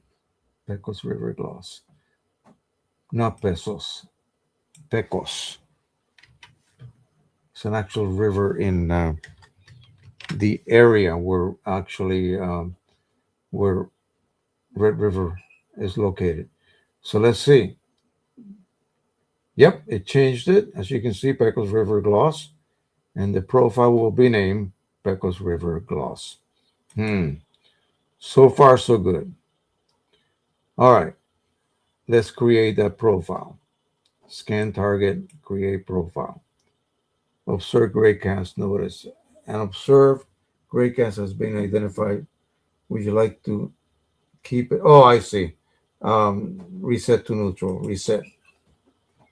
Remember, we were playing around with that color wheel. We'll see. Let that baby scan. Meanwhile,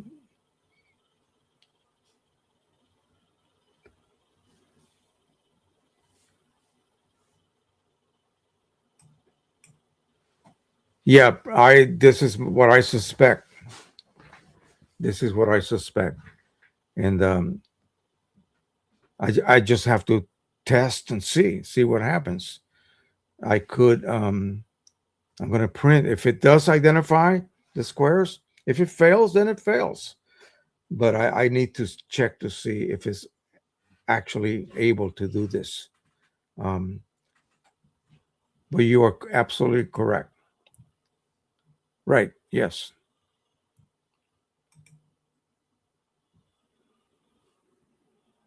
Hello, hello, hello, Mr. Emmanuel. Welcome. Did you just log on? We've been playing with new Print Prism version 200.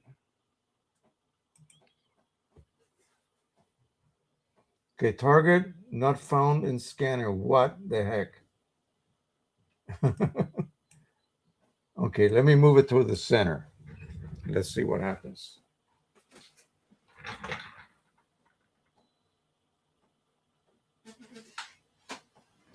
I knew there might be some issues. Yeah, I kind of figured that. Okay, so scan.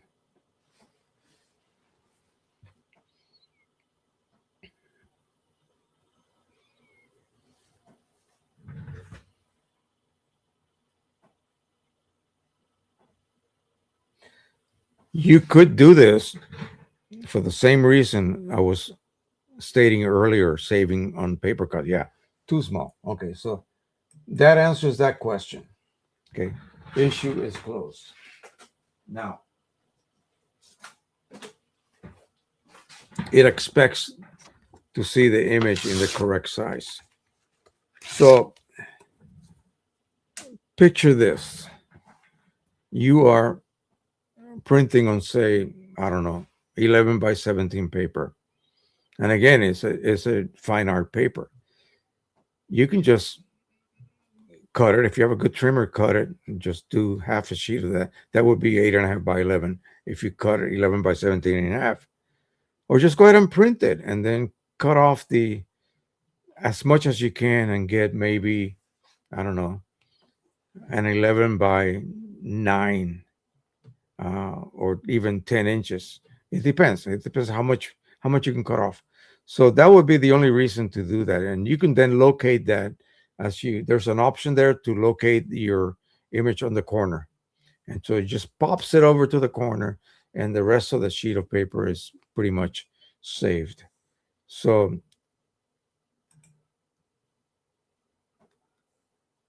oh, you can just click yes. Now you tell me. Okay. And it will still do it. Well, now I have to do another test. Okay, now I have to do this. I can't just leave. Let me do one more. I have another sheet of paper loaded. Why not? Mike, did you just pop in here?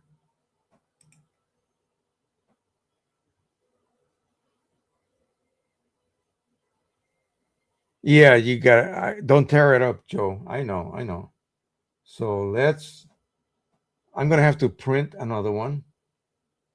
So print target, and this should remember that it was on these 5 by 7 paper. Yep.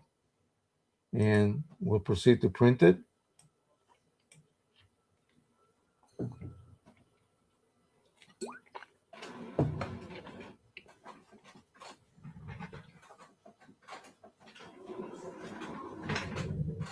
There you go.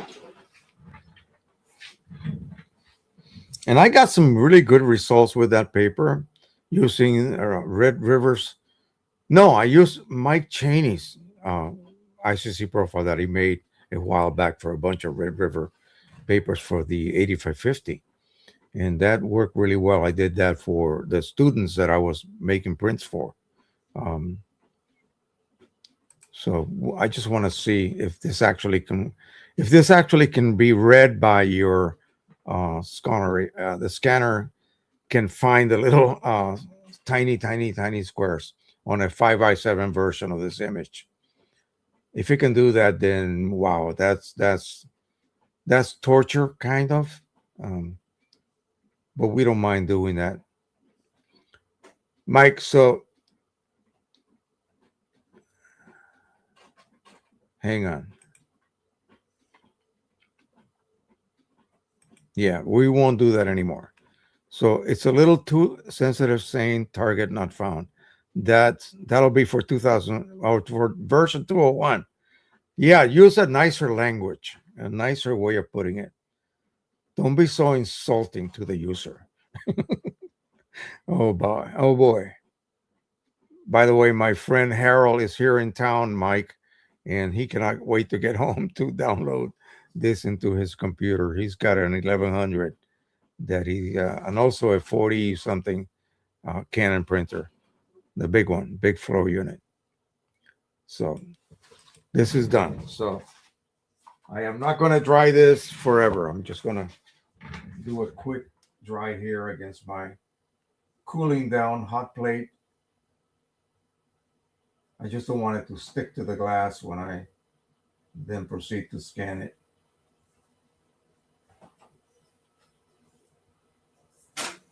Whoops, come back here.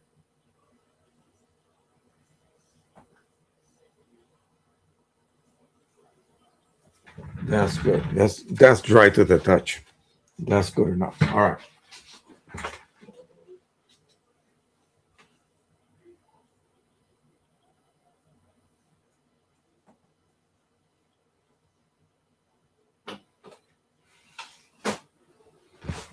All right, let's do this. Done. And we're going to go ahead and scan. I still have the proper name for it. And scan. So when it tells me I cannot find it, oh, sorry about that. When it tells me that I cannot find it, I'm going to click on proceed, right? Ignore that.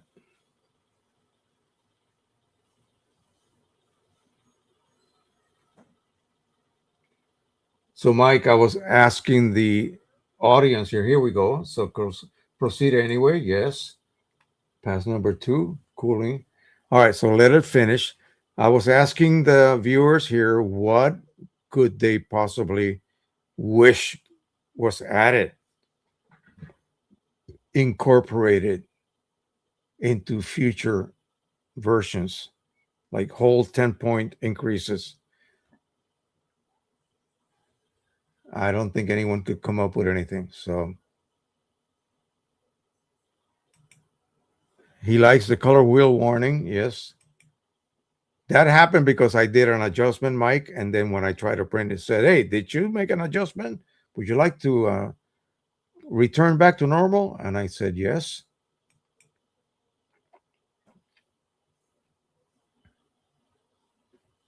Oh, okay. But I don't think you will need it for 5x7. Okay, good.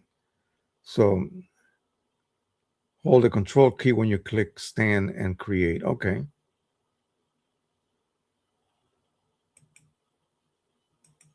That'll just do a higher resolution, optical resolution scan.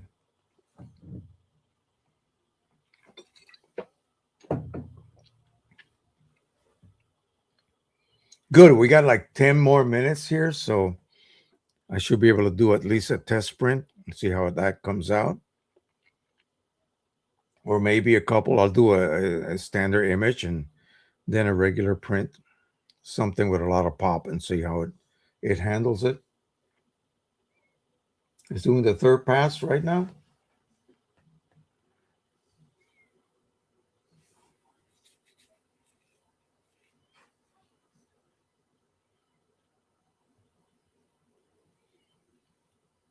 Fourth, cooling down, and next will be the fourth. Cooling down for the fourth, that is. And then the last one will be the fifth pass, and then we can immediately test it to see.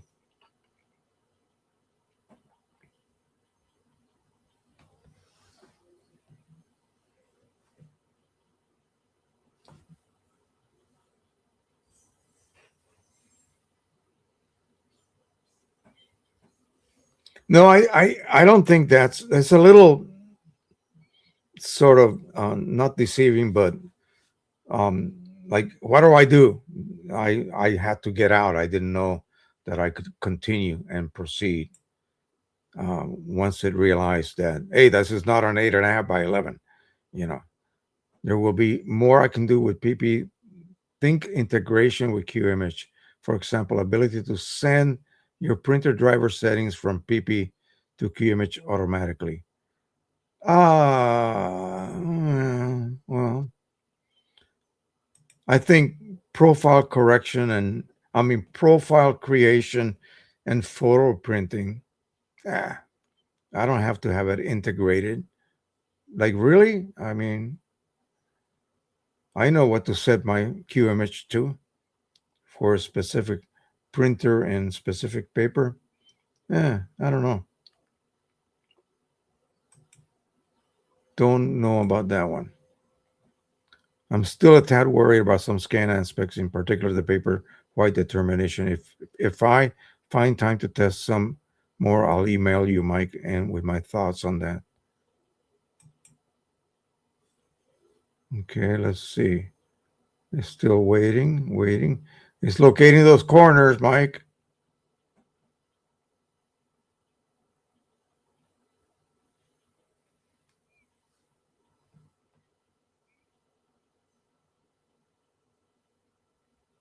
Dun, dun, dun, dun.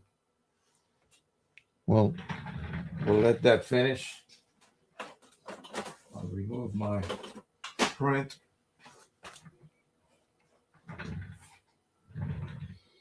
So what's going on, Mike? Are we stuck?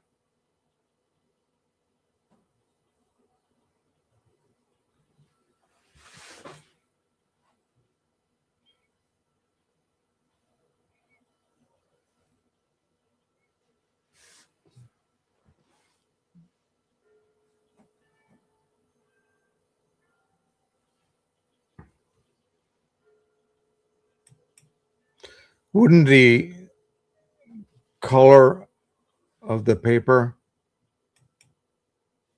be taken care of as you are reading the patches, just like with a regular spectral? Yeah, I don't know why. It's still cooking. Yeah. Yeah, it's already profiling, I think. Yeah, it's profiling, but it's not showing me the corner. Oh, here we go. No, not yet. I want to see. Oh, here we go. Look at that. Holy crap. You got to be kidding me. It's crooked too. Okay, this is insane.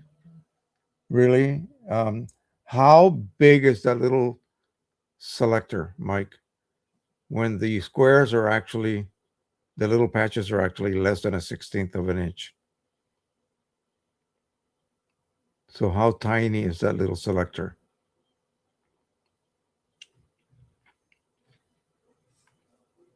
Yeah, that's a crooked acid check. Definitely. Definitely. So if it can do that, it's just out of view. Yes. It was there. You just couldn't see it. All right. Okay. So are we done? I think it's done.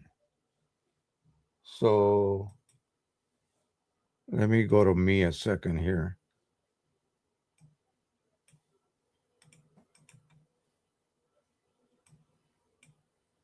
Oh boy.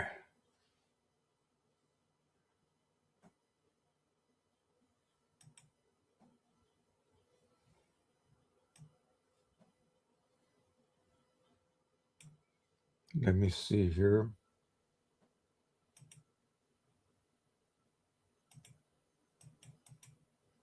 I'm gonna set this off camera pretty quick here. 5x7, and then this is glossy, ultra premium paper glossy, and the profile we just made.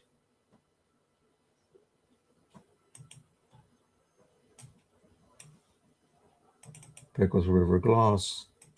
Boom. All right.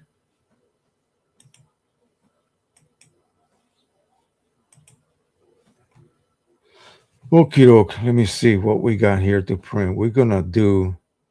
You know what? I am not gonna bother with the standard image at this point. Hang on a second. I need to move it over to my screen.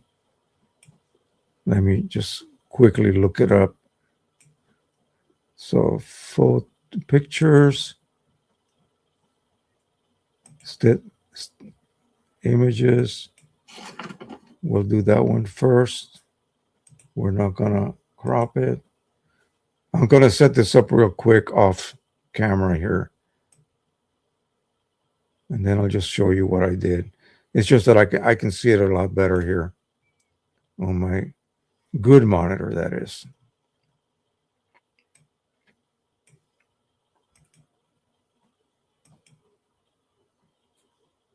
And we'll do something a little bit over the top, if you will. Maybe something really saturated. I like these flowers that I did long, long time ago.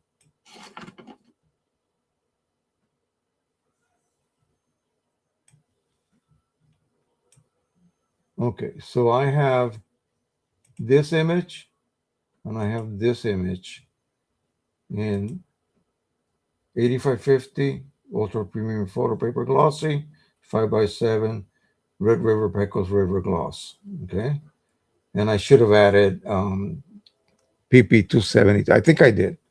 Let me see. Yeah, PP 200. That is. All right, let's print those.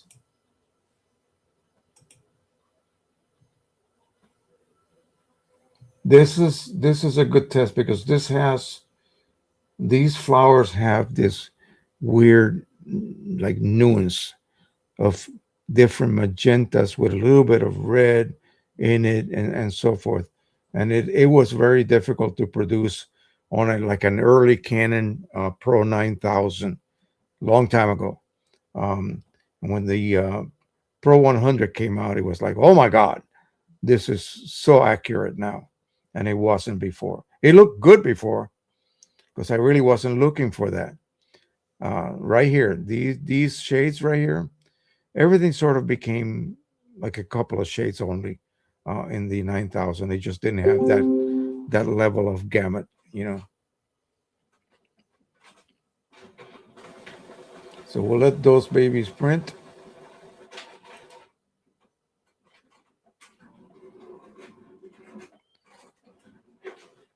Yeah, 45, 49 pixels per patch. That's linear, right? Times 49. 49 times 49. It already measures the paper quite accurately, but remember it is M2 measurements because the scanner doesn't have a UV light, so it won't match spectral exactly.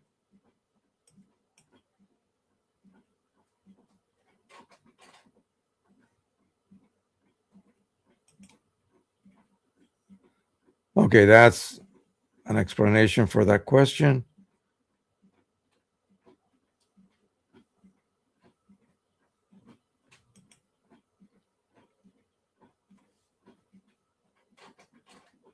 Yeah, you guys examine your prints way at a way higher level than I do. So, again, good for you guys.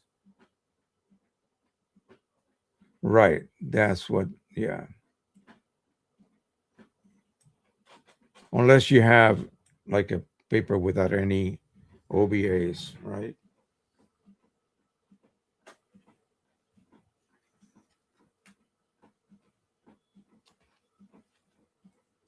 So I guess I'm going to write real tiny on the white edge of this and identify that one.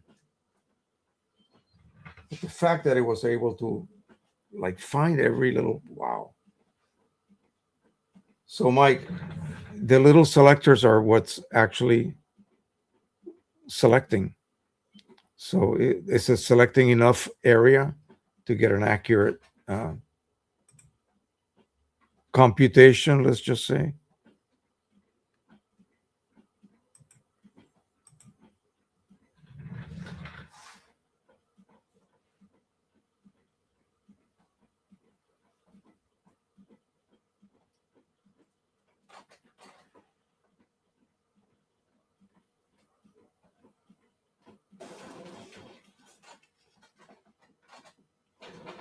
Holy macaroni. This is gorgeous.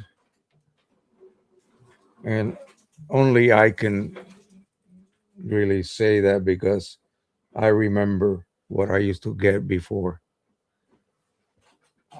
This does not do it justice. You got to be here with me. Yeah.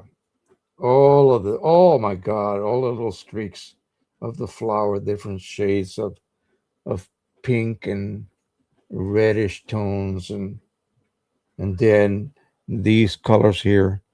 You just cannot. I cannot say anything else but wow.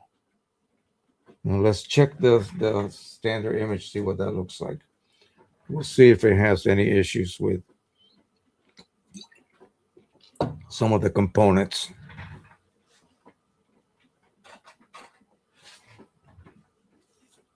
Wow. Yeah, my monitor over here does not really do it justice. Yeah, once I bring it over here, I'm looking at it. Yeah. Wow. It is like I cannot say, oh, this is really not correct. It's the wrong color. No, it's not. Cheapers. Mm. Even that's not that bad. This is like $60 monitor here. I just need it. I used to have a little tiny, like when you have a SUV with a DVD player for the kids in the back, little 7-inch monitor. It was HDMI, but crappy.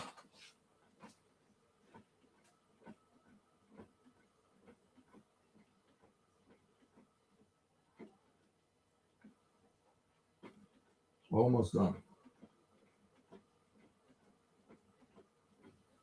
What time is it? Oh, 2 o'clock. We'll be done in a few minutes here.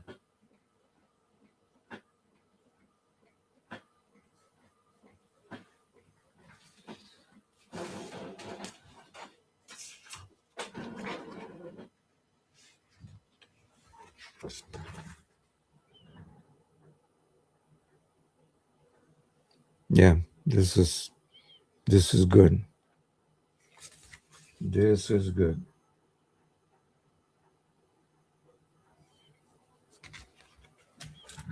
Let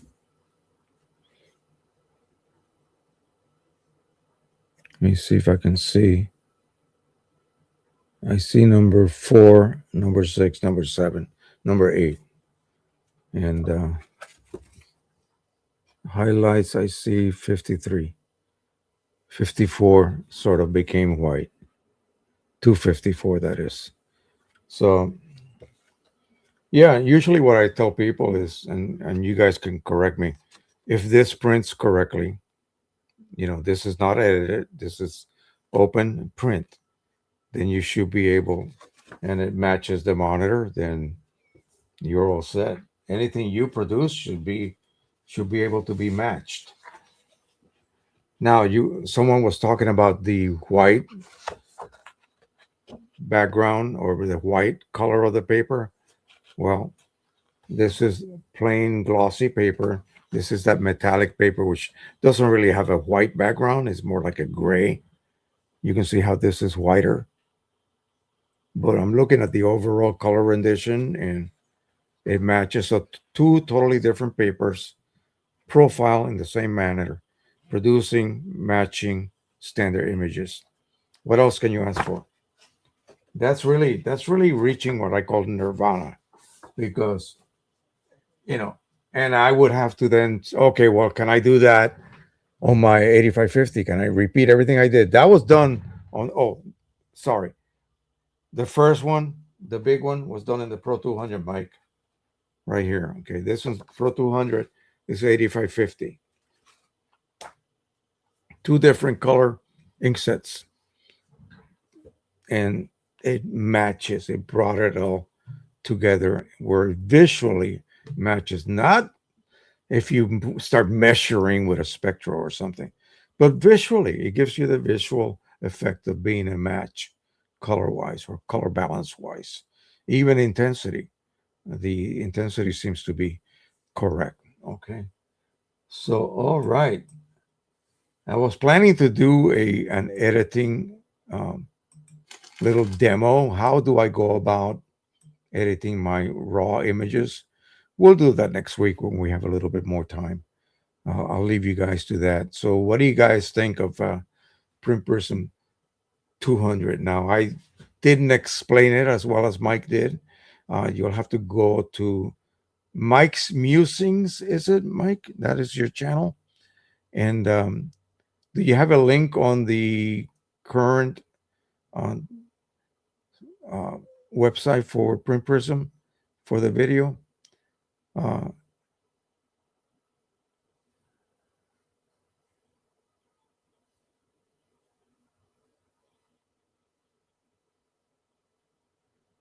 let's see. Let me see if I can find that so that people can see it. I watched it earlier last night and this morning as well.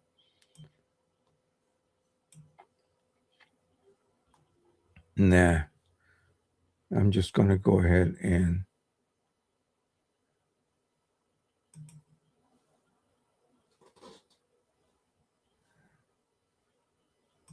go to the Print Prism instructional videos. You have a watch the instructional video creating a printer profile from start to finish. Is that an updated one or is that the original one you had?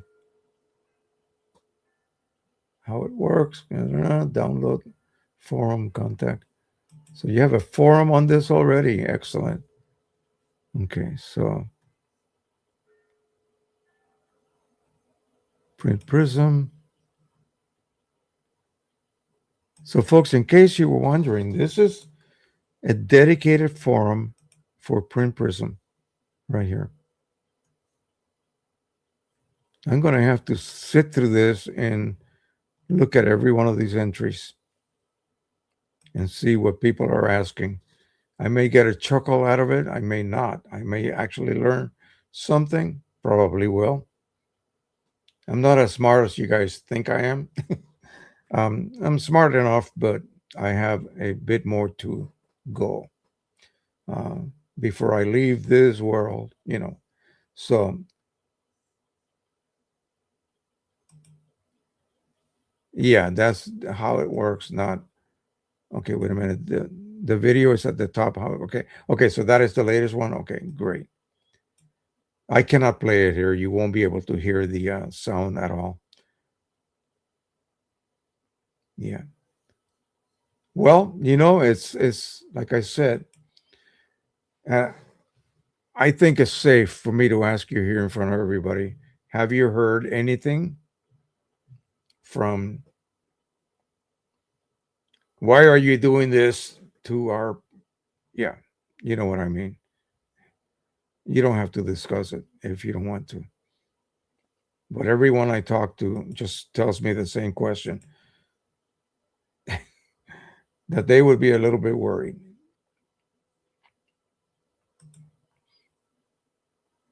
Okay. The white punch outs are the white punch outs that is what is reading and it's 49 pixels, 49 times 49. That's amazing.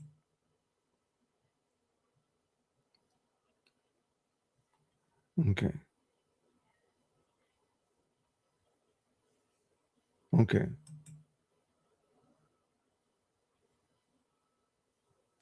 All right. I think that's all. Okay.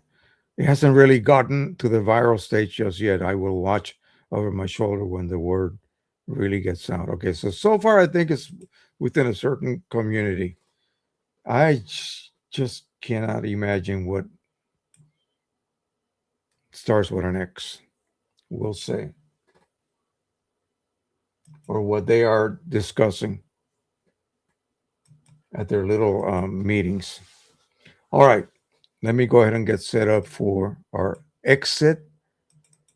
Put the thank you graphic out. And I'm going to play this particular slideshow. Now I'm going to go ahead and start it from the beginning here. And you guys still do not hear really good sound. And I don't know how to fix that. But anyway, hopefully someday I will. What's coming up this week? Well, really nothing much. Memorial Day, I'm going to just sit on my butt all day and watch TV with my wife. We don't have anywhere to go, anywhere to anything to do, and so forth. Wednesday, I believe the rest of the week she's got a dental appointment for a cleaning, and this Thursday is Nathan's graduation. So we're going to go to mass at his church, and then they're going to have the graduation actually there. And on the 6th of June, we're having a family party for him. And so that's going to be it. And then summer begins for him. So, and then in September or late, when do they start school? I have no clue. He will start high school. Wow. All right. So that's going to be it. Thank you so much. We will see you next week. I'm going to go take some Tylenol right now and put a lidocaine patch on my calf. My right leg is really in pain. So I don't know what the hell I did. It happens. All right. Oh, here we go. This was going to open up a flood. Okay. You watch. I'm just telling you that right now. All right. That'll be it. Thank you so much. We'll see you next week, folks.